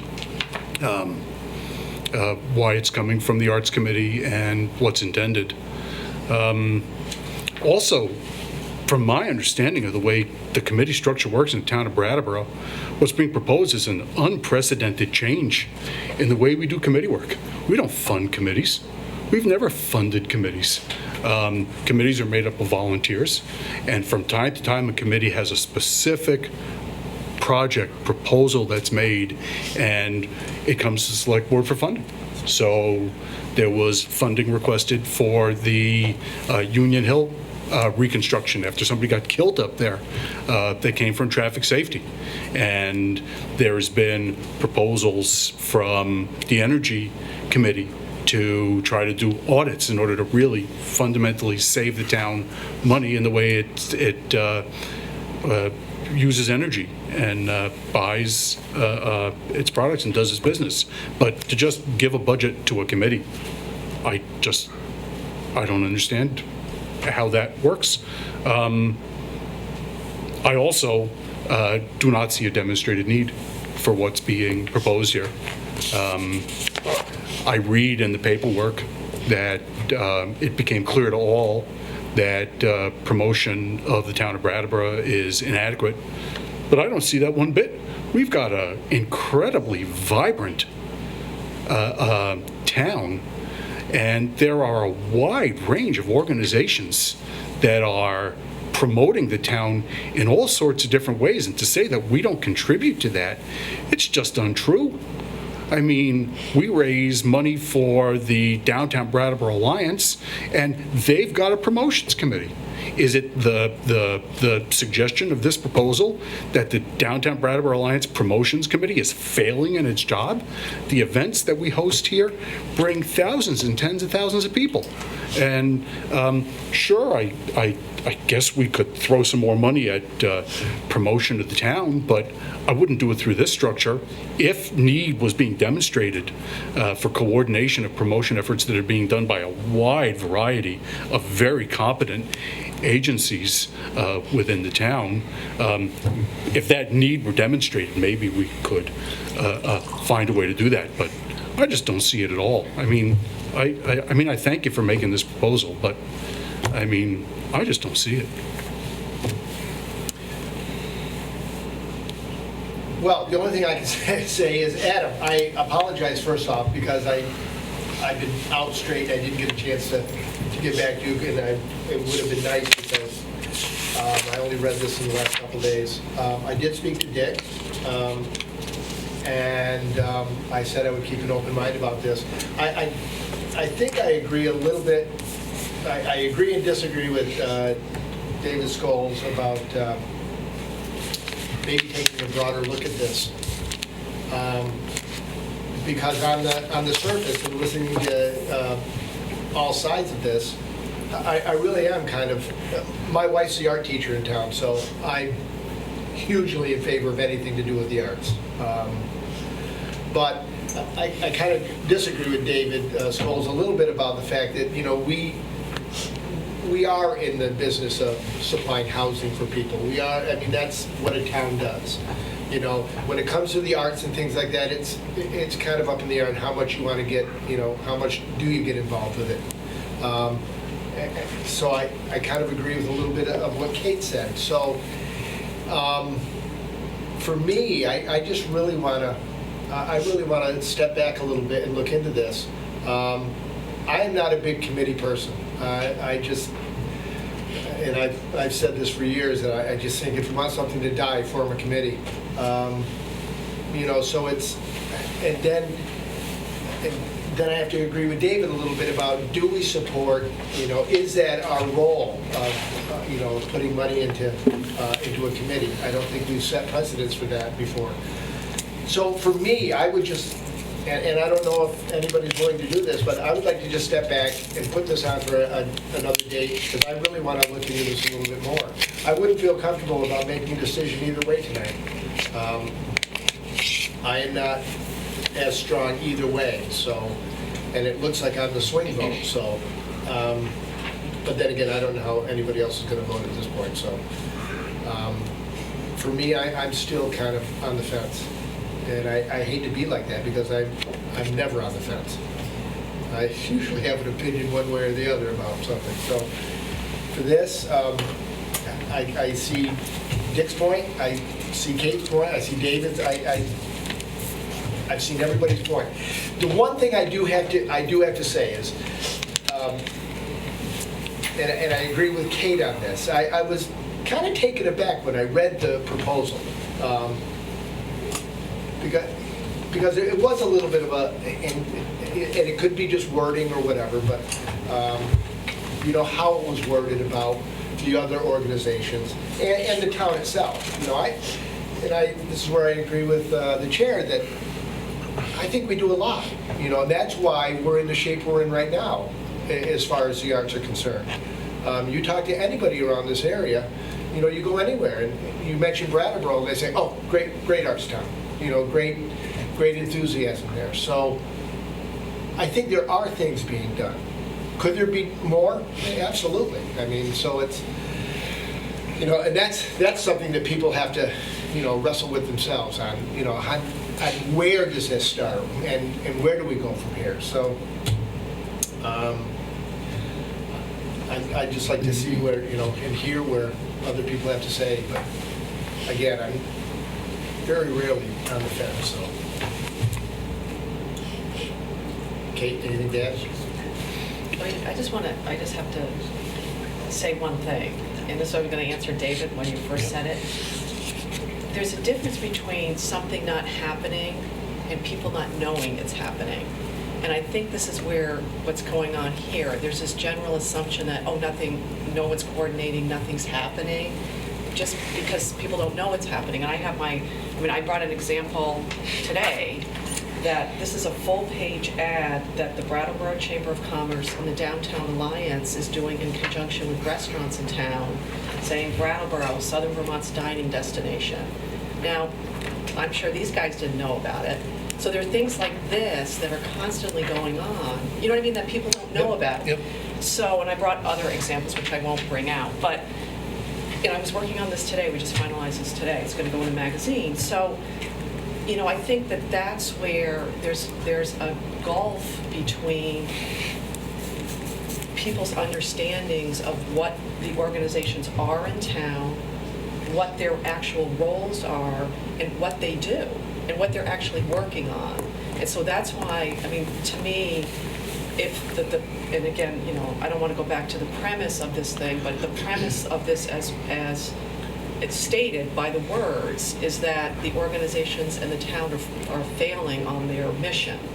And I just don't agree with that, because again, it's just because you don't know it's happening doesn't mean it's not happening. I don't mean you, but I mean the global you.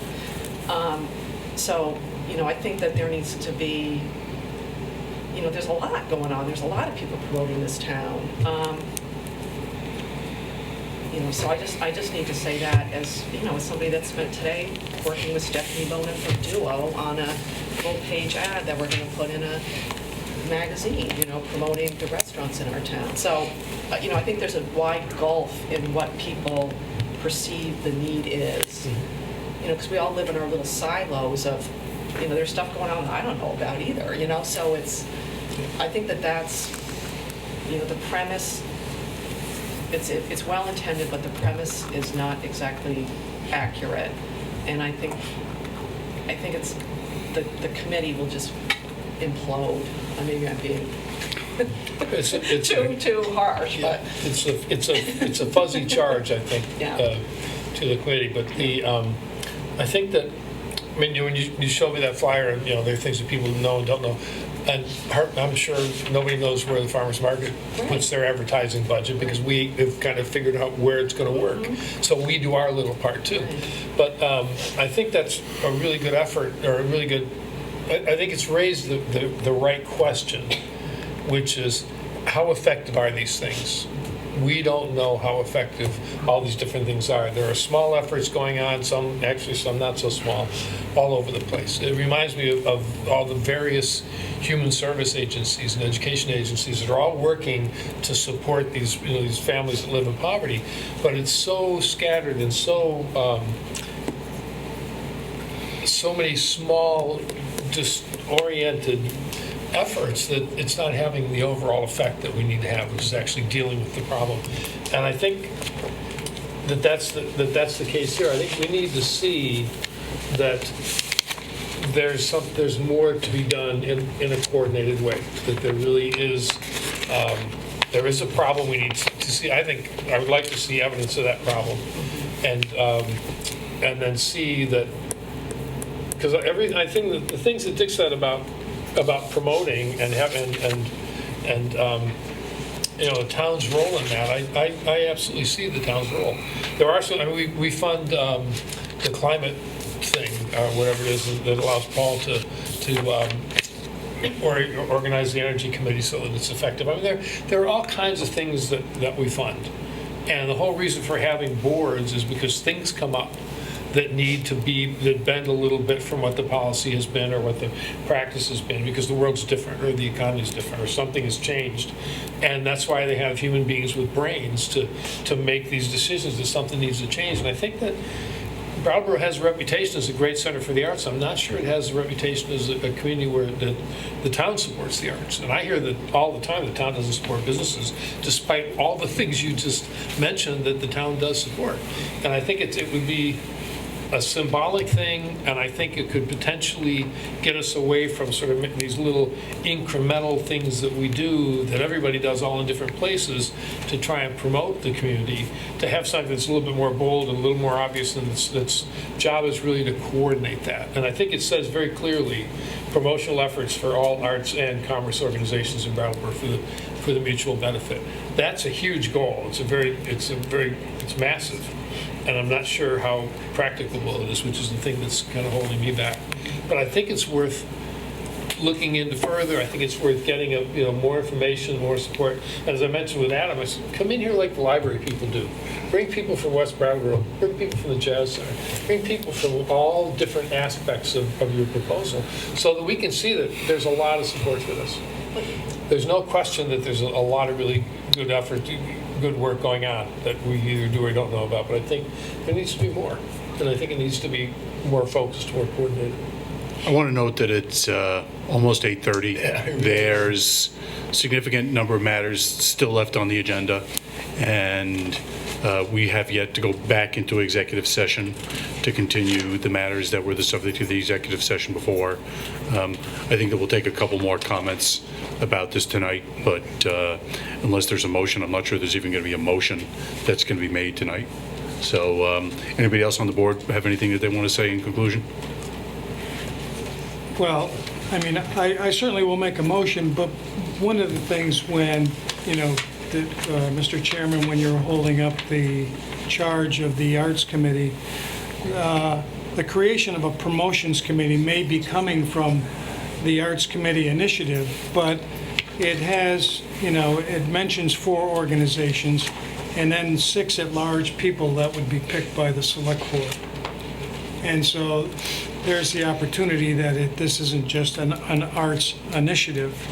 And I think that, when we have the committees, anybody coming before us, we should applaud them for an effort to try to change something, and applaud them for trying to do something to help promote our community.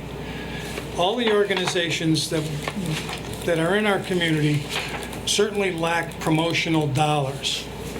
And, it would be great if we thought in our infinite wisdom that we should put more money into this, because this is really the only real source of outside revenue coming into us to benefit the taxpayers.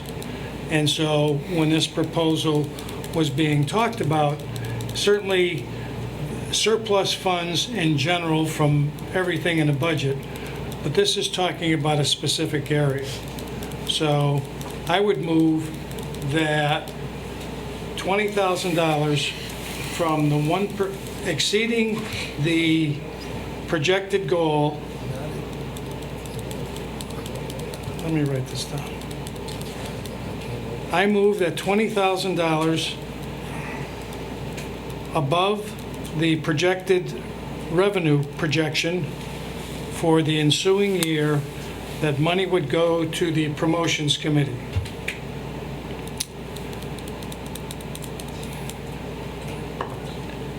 That committee would be formed by the select board and be responsible to reporting to the select board with their recommendations.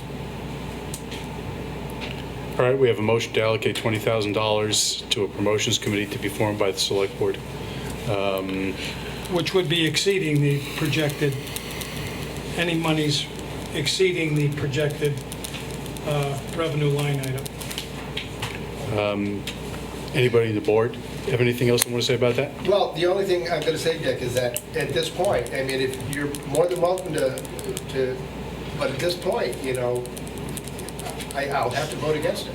Well, I guess, John, I would tell you, if you want to see this come back, then I would ask you to give this group some recommendations of what you would like to see. Well, I think David did. to bring back more people that are more involved, and I just need to go through this a little bit more. I just really haven't had enough time to wrap my head around it. And, the other thing is, we grapple with this every year. We grapple with $2,000. We grapple with, so $20,000, and then you run it over 3 years, we're talking $60,000. That's something to think about, especially when we have meeting after meeting after meeting, starting in August, to try to figure out a budget, where it does come down to nickels and pennies. So that's, for me, it's not just, the semantics of whether, we have surplus money or not. I mean, that's a personal thing on where people feel about that. So it's just, I just needed a little bit more time. But if you want to make the proposal, I'm just going to say that at this point, I would probably have to vote against it. David? I'd like to, I think that John's point about 20,000 is important. If that 20,000 is an investment and it brings in a greater return, then it's not a problem. It's not, it's going to be worth more than we spend. I think what I'd like to see, and I think what John's saying as well, is that I'd like to see a little more evidence that there is a need, because Kate has pretty clearly said that this is all going on and there's not a need. There's a little more evidence that there's a need. Because I just have, gone along with the assumption that we're not doing enough. I think it's important to do it intentionally. I think it's important for the town to play a role in it. I think if we can see a little more evidence that there's going to be a return and that there is significant need, I think you might get a favorable outcome. I think that you're going to at least get a 2-2 and 1, or also 2-3 at this point. So it's kind of. Adam, would you like me to withdraw my motion, or would you like to work on this to come back? I'd be open to table the motion, work on it further, and come back to this at a later time if Well, that would work. it's not a matter of tabling a motion. Tabling the motion requires a vote. So he asked you if you wanted to have him withdraw the motion. That's fine. Tabling the motion is a different issue that comes from the Withdraw the board. motion. I'll withdraw my motion. Anybody else who's in attendance want to speak to this right now? You? Thank you. It's clear to me we have not done all the work we have to do to create a uniform environment of support. I personally would ask permission for us to continue work to do that. Also, I personally offer a very big apology to UK, to the Chamber of Commerce, and to any other organizations that have been mentioned where you are left with a criticism or some sense of inadequacy. I apologize very much that you should receive that, and we're committed to that not go forward. Thank you. Yes.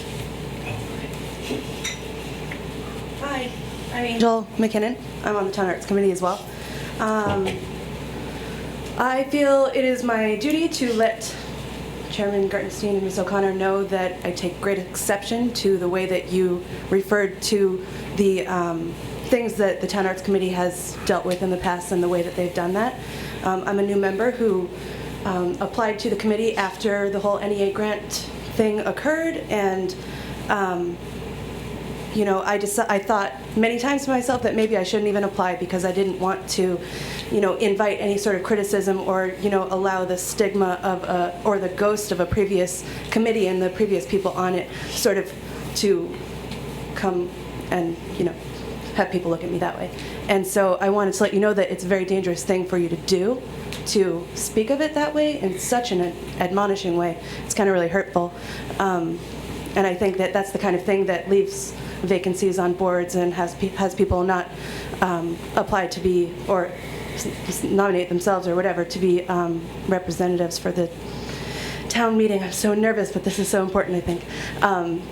Yeah, I just think that that's really important, and I think that it's really easy maybe if you've had the advertisements and things in your face all day to think that that's like what's going on in town also, in the same way of what you said that, if people aren't seeing this, yes, but maybe you're not also seeing the things that are not working so well, and the fact that we have this tree that has all of these segmented branches that are not speaking to each other, and that's what the crux of this proposal was about. You know, the Town Arts Committee had put together a few promotional gatherings. We had one at the Latches, and one in this room here, and it was really amazing. There were quite a few organizations that were notably absent from those meetings, and I think that that was really the Town Arts Committee's vision to try to get that conversation going, and you know, it's definitely a conversation that needs to happen. I know that we had done a lot of talking, and I know that Kate can speak to the fact that there are, 46 different calendars or something of events and things in the area because people are doing things on their own and not coordinating, and obviously that would create a diffused strength. You know, people don't know where to look. I've only been here for a year and a half. I didn't know where to look. I didn't think to join the Chamber of Commerce because I can't afford that kind of membership per year. There are so many people in that kind of position, and I feel like, you know, taking this in a way of being really just really down on it and not really opening up your minds to the fact that not everyone is in a position as you are, you know, with whatever comes along with that, and that this is to make it more accessible to people like me who are community active. I serve on a board. My husband's a town meeting representative. I work at Duo Restaurant. You know, I am very involved and aware of many things, but there are lots of things. I'm also a parent of a young child. I do every single thing that I can, and I just feel like you could put a little more caution in your words when talking about, you know, things that people have done in the past, and realize that this is all very much coming from a place of sincerity and trying to help the town and help artists who tend to be people who don't make that much money and really work for free half the time and all these things, and really create a foundation and a structure for them, because like Mr. Scholes said repeatedly, this town would not be this town without the arts, and I appreciated everything that you said, and I appreciate everything that Mr. DeGray said, and that is all. Thank you very much. Kate? I'll be as quick as I can. Kate Anderson, Brattleboro. First of all, I want to acknowledge the very many good points and concerns that have been made. Second, I guess I'm nervous too. You're never nervous. I think it's very important to realize that we're talking about a promotions committee, and it's not called an arts promotion committee. The arts committee itself had a point person who helped craft the proposal, and so that person then brought it forward. But the idea of this is really to promote Brattleboro, and that means all of Brattleboro. The built form, the incredible Main Street we've got, the land and the hiking that we've got. These things have been mentioned. The sports opportunities here, the arts opportunity here as well. What a fantastic, beautiful fresh air retreat we have here that is within an hour and 45-minute drive of Boston, a 3-hour drive, well, depending on who's driving, from New York. I don't want to repeat what other people have said. I would also thank Angel. It was difficult to listen to several of you speak about the NEA grant, and I wish to just have us recall that we did resolve that issue. It was extremely difficult. We did resolve it. We worked very hard at crafting the final phase of that grant, and I will remind you that you congratulated the Town Arts Committee, the town itself, the community, for coming together on that and resolving what was a very difficult issue. So I would ask if we could please get past that and just rejoice in the good that came of that and move forward on that. Lastly, oh, not quite lastly, the Town Arts Committee is recommending funding for promotion. It's not recommending funding for the committee, the Town Arts Committee. So I realize it's a fine line. There is investment from the town, of town money in promotion, for the promotion of different aspects of community life. Sebeds to help develop economic development in the area, which is still in decline, which still needs to be mitigated. We invest in housing, we invest in the Downtown Alliance, and Main Street benefits greatly from the Downtown Alliance. So I think there is a particular aspect of this that addresses promotion without it being a straightforward funding of a committee. And lastly, I agree with you, Kate. There are so many different organizations, we can't even name them, that love this community and work to support it and to enhance the area. But we're still seeing decline. We're still seeing economic decline in the area. We're not yet really realizing the benefits we could be realizing. And what is the reason for that? It's probably very complex, and I don't claim to have the answers to that. But I do see one thing that I see a lot of people speak to, and that is that we do not speak with a unified voice. That's one of the criticisms of the arts community. I would say it's a criticism we could make of the community as a whole, that we have such a fabulous place to advocate, and do we do it as efficiently as we could? I don't know that we do. I just appreciate the opportunity to investigate this question. I very much appreciate those who have worked to bring this forward. I would like to see us move forward on it. Thank you for listening.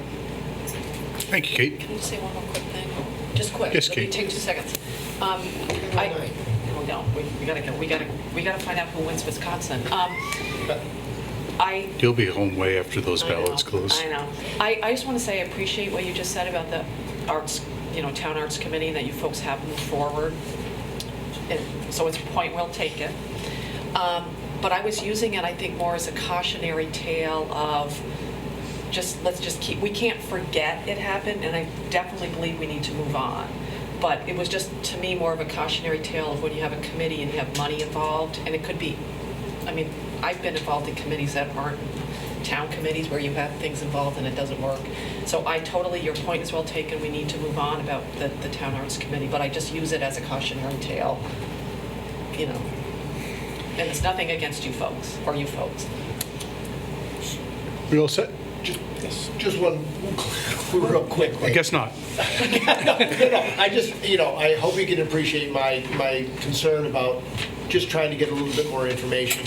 And I hate to, put you through the ringer or whatever you have to go through, but for me, I just need a little bit more information. And I don't know in what form that's going to be. I'll leave that up to you guys and gals. I just need a little bit more clarity, that's all. Maybe we could talk privately so that'd you be could great. clarify what you would Yep. actually need if this is That'd to be come up great. again. Yep, Okay. super. Thank you. We all set? Thank you. See you later. Yep. Next matter on the agenda is our update on preparations for transition to every other week trash collection. Yes, sir. Oh, didn't I? Didn't I? I don't know what to say. Good evening, everybody. Boss, this is past your bedtime. Yeah, It certainly is. I thought I might be here late. Didn't realize I was an hour and a half early. So I'm here this evening with Moss Kaler, and we're here to talk a little bit about the transition to every other week trash collection. As I was thinking about how to prepare for this evening, it dawned on me that we haven't really talked about this topic for several months now, so I thought very briefly I'd give a slight recitation as to how we arrived at this moment in time. As the board will recall, the town successfully transitioned to pay-as-you-throw in July of 2015. And as the select board was reviewing the progress of the town in making this transition, the board asked routinely for updates on the composition of the town's waste stream. Several significant changes were immediately identified and have sustained ever since. Recycling was increased. Compost collection nearly doubled, but perhaps most importantly, the volume or the tonnage of trash collection was reduced by more than half. So our transition, utilizing pay-as-you-throw, revealed a new opportunity for cost savings. That is, the opportunity to reduce trash collection from weekly to every other week. Now I want to make really clear that as the town is making this transition, we are going to sustain weekly collection of compost at the curb and recycling at the curb. Those are not going to change. However, trash collection is going to be reduced from every week to every other week. And the reason that we think this is a possible transition is that what's known as putrescible material, or the material that can rot, has an alternative waste stream in the compost collection and in the recycling collection that keep it out of people's household garbage. And I'm sure Moss can attest to this, but many of the households that have made a transition and become active participants in the curbside compost collection and active participants in the curbside recycling collection will tell you that their trash volumes have gone way down, and the material which is kept in the trash bag is now limited to flimsy plastic and other non-stinky materials. So we think there's a real opportunity here, and so the board directed staff who successfully renegotiated our collection contract with Triple T. That savings yielded a little more than $100,000 to the taxpayers each year. That's passed forward in our fiscal 17 budget, and it is time for us to move forward with educating the public on exactly how this transition is going to occur. Now, I guess I'd just like to also point out that based on the transition from pay-as-you-throw, it is now exceedingly clear that a successful transition to every other week trash collection is based on increasing participation in compost collection and in recycling.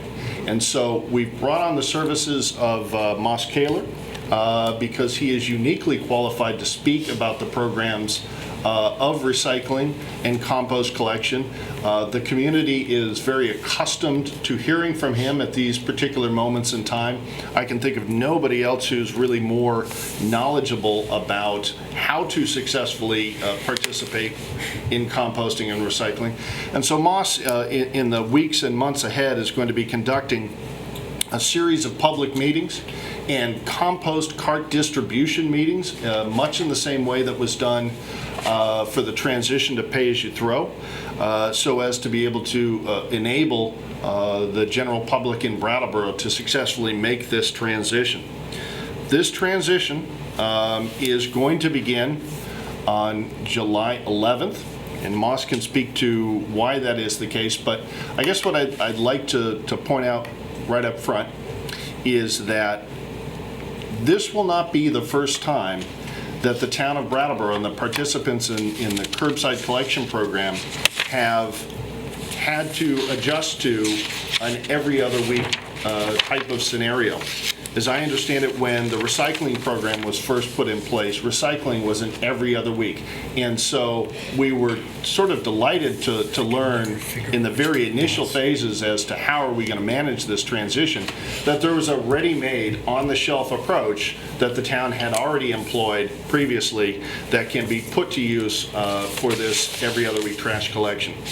And so I'm going to hand it over to Moss to talk a little bit about the system of A week and B week, or A streets and B streets. Secondly, a little bit about the materials that are going to be distributed to the public.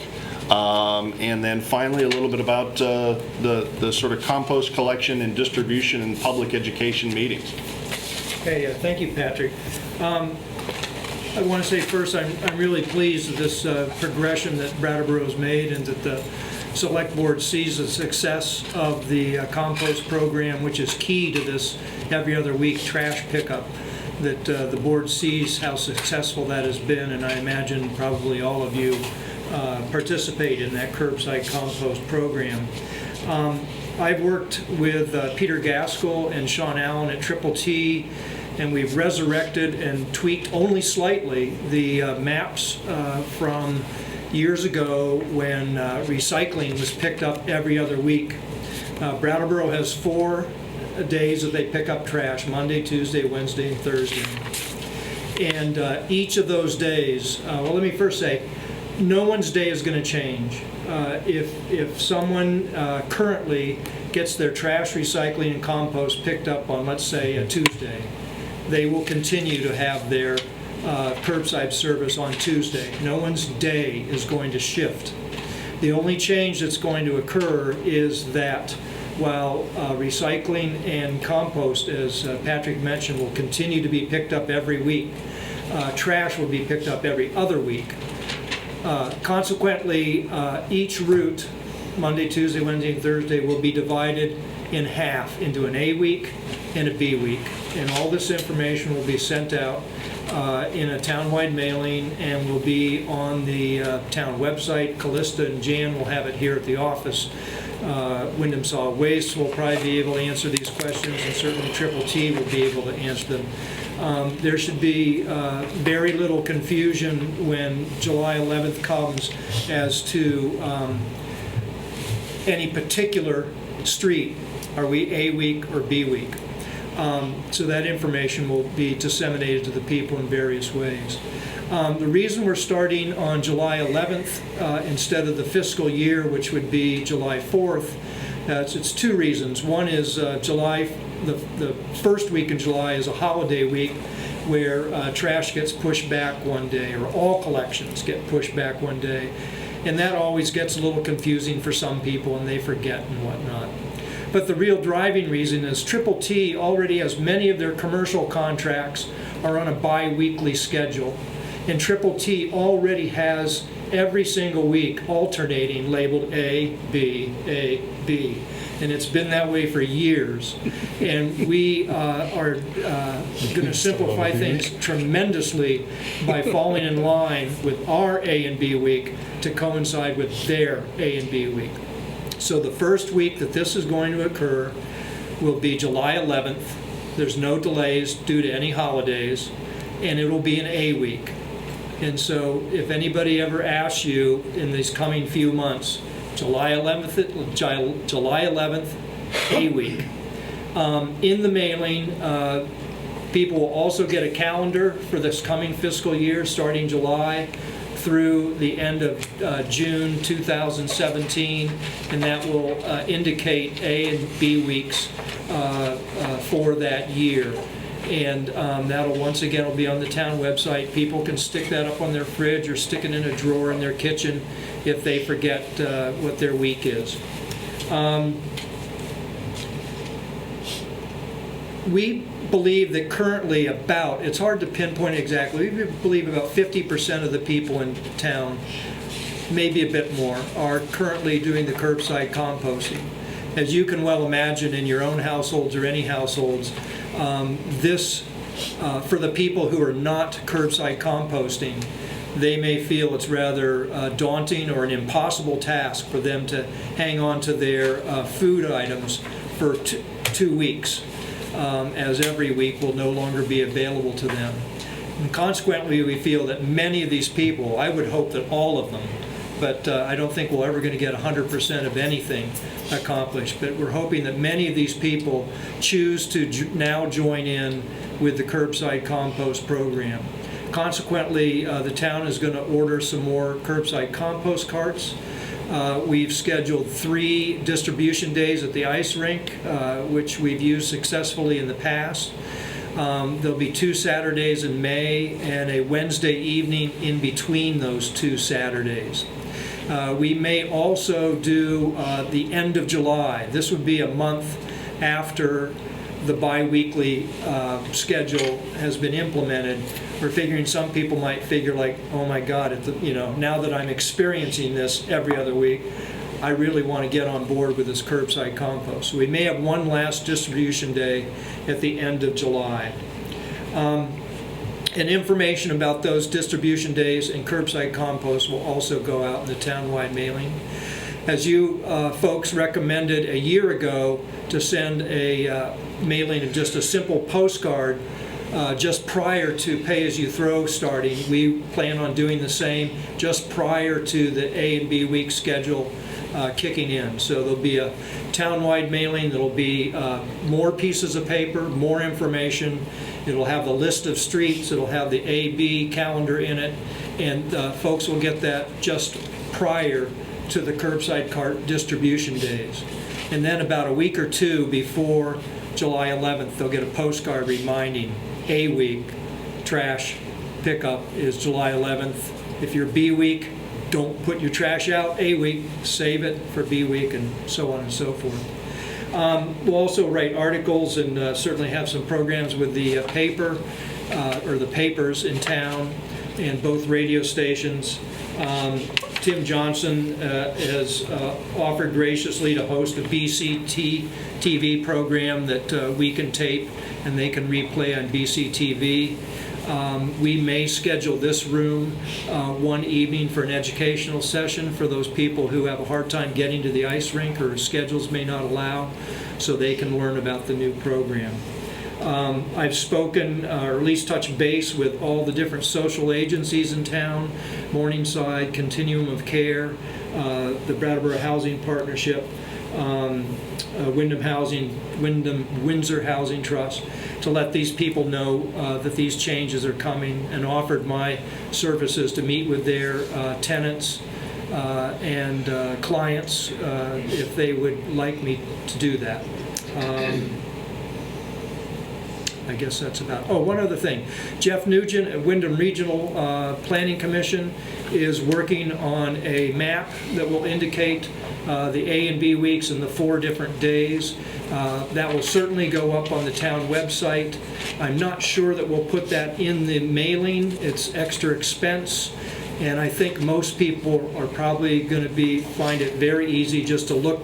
They're going to know their day, and they'll go to, say, once again, their pickup day is on Tuesday. There'll be a list of every single Tuesday street, and it'll be divided into A week and B week. So, for example, on Kipling Road, I'm picked up on Thursday.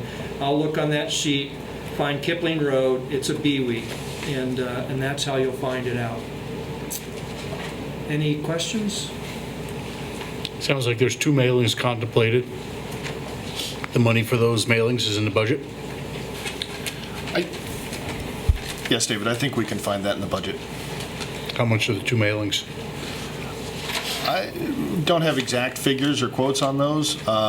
That's something that Mr. Kaler is assisting us in coordinating, but not something the town would be paying for directly. Of course, right.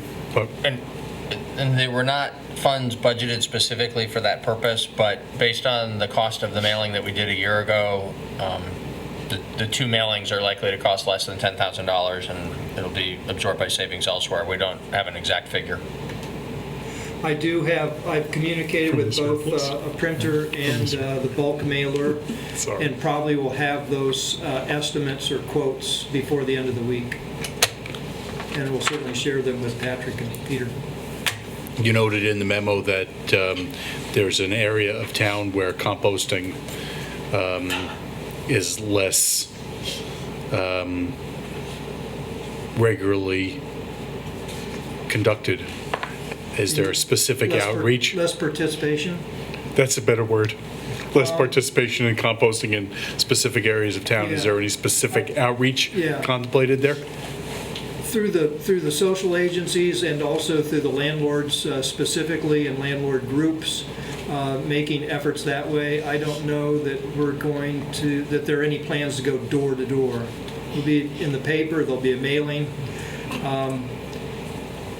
People learn, I'm sure we'll also come up with some sort of sticker, I wouldn't call it a violation sticker, but an educational sticker that, if say the recycling guys come in, they're picking up only recycling and compost on that week, and no trash. They've got it out on the wrong week, and the recycling guy sees trash out.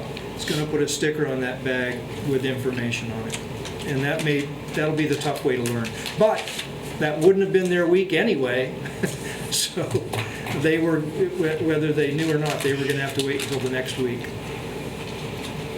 I guess the only other question, we had people reach out to us indicating that they felt it was going to be particularly challenging to do the every other week trash pickup for people who lived in small apartments where there wasn't storage.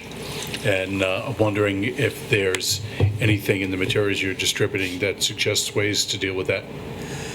Well, once again, the key absolutely is recycling and compost, and I think you've probably all experienced yourselves, and we did a survey in August, September of last year, after pay-as-you-throw had started for a while. And one of the questions in that survey was the town may, at some future date, go to bi-weekly trash pickup. And then the people had a choice. This will be no problem, this will be little problem, maybe some problem, a big problem, or no way it's going to work in my house. And this survey was posed only to people who are curbside composting, and 90% said it'd either be no problem or little problem. And I believe probably most people who are curbside composting today don't put their trash out every week. And so we sort of got the low-hanging fruit, as one analogy I like to use, with the people who are avid composters and really wanted to get into this thing 3 years ago. When pay-as-you-throw came along a year ago, we got the fruit a little higher up the tree. Well, now we got the fruit at the top of the tree, and these are the people who are still not yet curbside composting, and maybe we're shaking the tree to get that fruit down to the ground. That's a great metaphor. The thing is, you can shake the tree, but there's still going to be apples. Yeah, there'll be a few apples left. The way you get them is you put a ladder and you climb up. You have to go get them. Yeah. And I think that's going to be true for people that that aren't doing it and don't understand it, or just haven't made the effort, or just need somebody to give them a little bucket so they've got a place to put something to put it in. So it's going to take a little bit of legwork. There's still people who just refuse. Well, there's that too. Yeah. They can have stinky garbage in their house for a week. Nice, you can choose that. Other questions or comments from anybody on the board? Oh, one Good, really good. important Yeah, thing. Dave. In your literature, you misspelled yucky. Yuck. Yucky. Yucky is Y-U-C-K. They're not two Ks. Oh, my goodness. I didn't want to. I didn't want you putting that The up. C wasn't Great. working on my I didn't want that to keyboard. rock the Must have public been. and people think you didn't know how to spell yucky. I looked it up today. I know what Okay, yucky do you is. have any spelling errors to fix? No, but I have a formatting suggestion.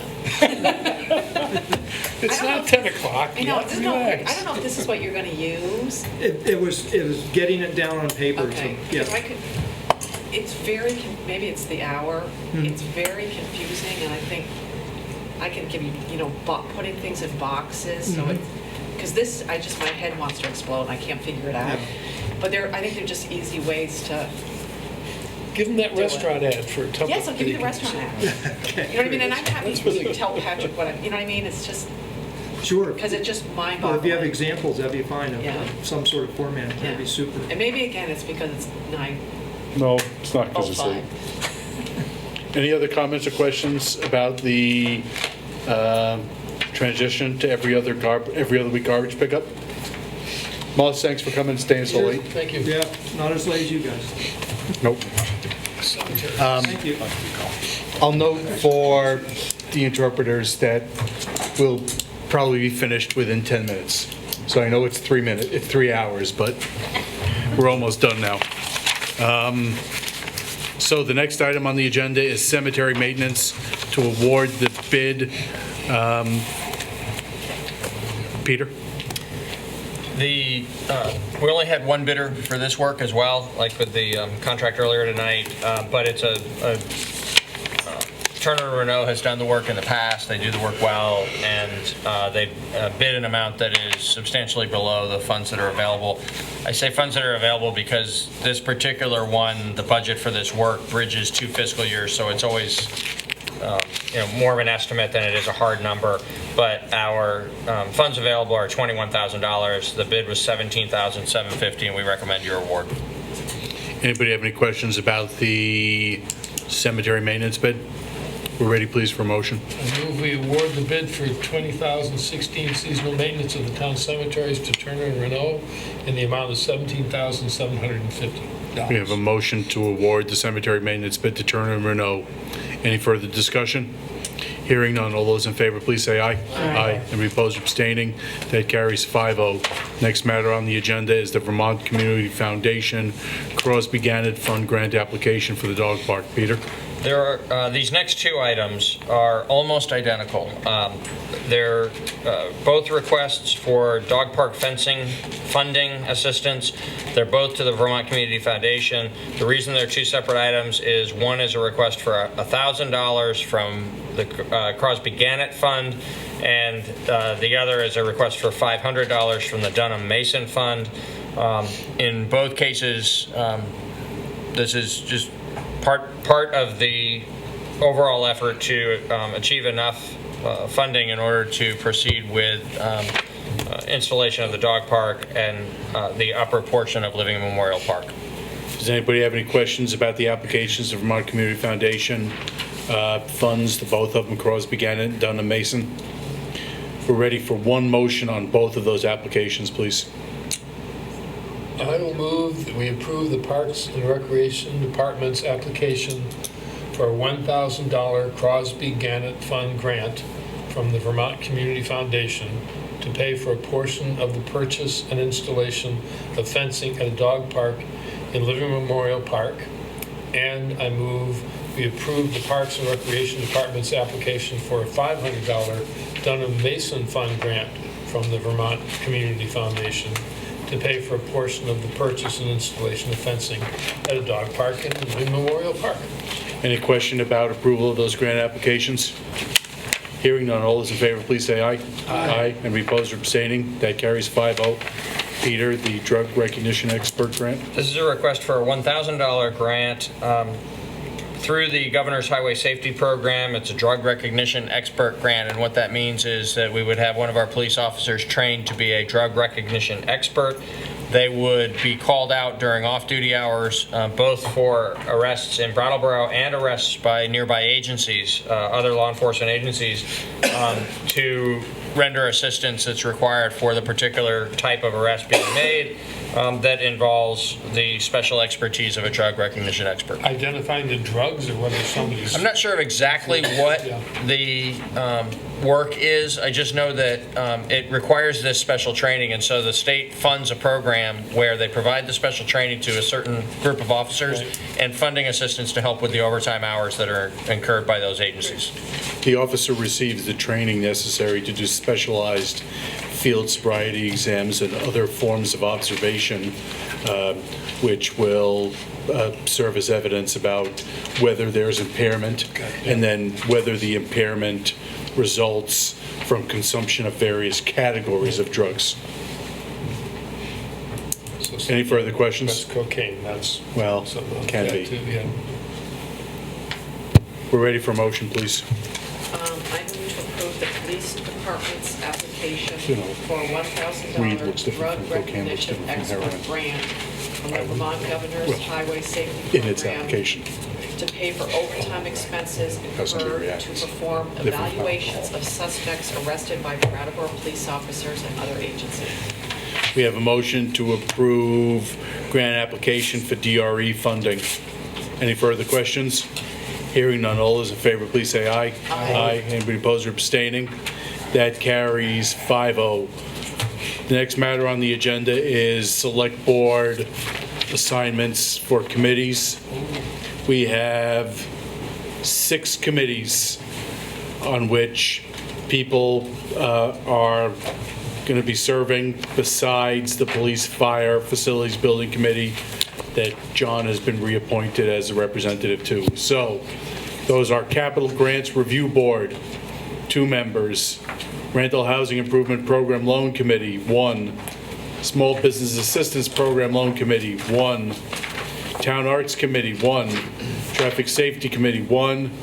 Wyndham Solid Waste Management District, a member and an alternate. I'll be back on the one that I'm on, I can't remember what it I'll stay on is. Is the that capital waste. review? All right, so let's see. We're going to do this by acclamation unless there's some contest. So Dave Scholes wants to be primary to the Wyndham Solid Waste Management District. Does anybody else want to step into that spot? All right, Dave is the primary. John, you've been the alternate. Do you want to continue? Sure. John as primary and Dave as alternate. The other way around. Other way around. Dave is primary and John is alternate. It's still early. I know. Kate, you want to continue Yeah, might as well. on Capital Grants Review Board? I've never done anything. Neither have I. So I'll There's, be on it. you know, does the Capital Grants Review Board ever meet? Only when there are capital grants to review. What? I said, what's next? That's what I'm asking. It's- The Capital Grants Review Committee, or Review Board rather, meets to, You said that at town meeting. I but did. Do we ever meet? I've never been. I haven't met in the last I believe year. it has been quite a number of years, quite a long number of years since that board. So has been. I'll continue on that, and Kate, you want to continue? You want to continue on that? But I would request that we review the need for that committee. Maybe part of the charter, but It is part of the charter, so it would be something you'd put as a placeholder for a future charter review. But we could do a select board review of it sometime this year. that might be nice. Okay. I didn't do anything for, I did 1 rental housing improvement program loan committee. Does anybody else want that job? You want to stick with that one? Not particularly, but Glad I did that you want to do that? All right, Dick will be on the rental housing improvement program loan committee. Small business assistance program loan committee? I'd like to see, Dave, you want to stay on that? I'm just learning the ropes. All right, then there's 2, the town arts committee and the traffic safety committee. Who's traffic safety? You gonna take that, John? No. I'd like to be back on the traffic safety committee. Dave's back on the traffic safety committee. Dick, you're supposed to do that. No more spending on traffic safety. Unless somebody else wants to. No. So, and then who wants to be the representative of town arts committee? Anybody? Do we need one? We don't have to, I guess. All right, so we're not going to have a representative town arts committee. Maybe you can look at the charter, Peter, and see if we need You to. don't have to. Okay. All right, I'll be back on the traffic safety committee. We're all set? I will note that we have not made assignments of warrants an agenda item. Rather, administration will just reach out to us and assign periods of time. And if you're not available during those periods of time, then we'll assign somebody else or move them around. So I move to re-enter executive session. That ends the board's regular business for the first business meeting of the new Brattleboro Select Board. Yay. We want to thank everybody who's been watching on TV, whether live or recorded. We want to thank members of the press who have departed. We want to thank the BCTV operators and our ASL interpreters. We want to thank ASL interpreters, is that what I said? I want to thank everybody who attended the meeting and had any comments, and say goodnight. We're going to be entering executive session, re-entering executive session to complete collective bargaining, negotiation-related discussions, and then we will adjourn without any further decision-making or business taking place. So, Good night. I move to enter executive session to discuss collective bargaining agreements and negotiation where premature general public knowledge would clearly place municipality, select board, and people involved at substantial disadvantage. And I invite in town manager And the assistant. and the assistant town manager into that meeting. All those in favor, please say aye. Aye. Any opposed or abstaining? That carries 5-0. Good night.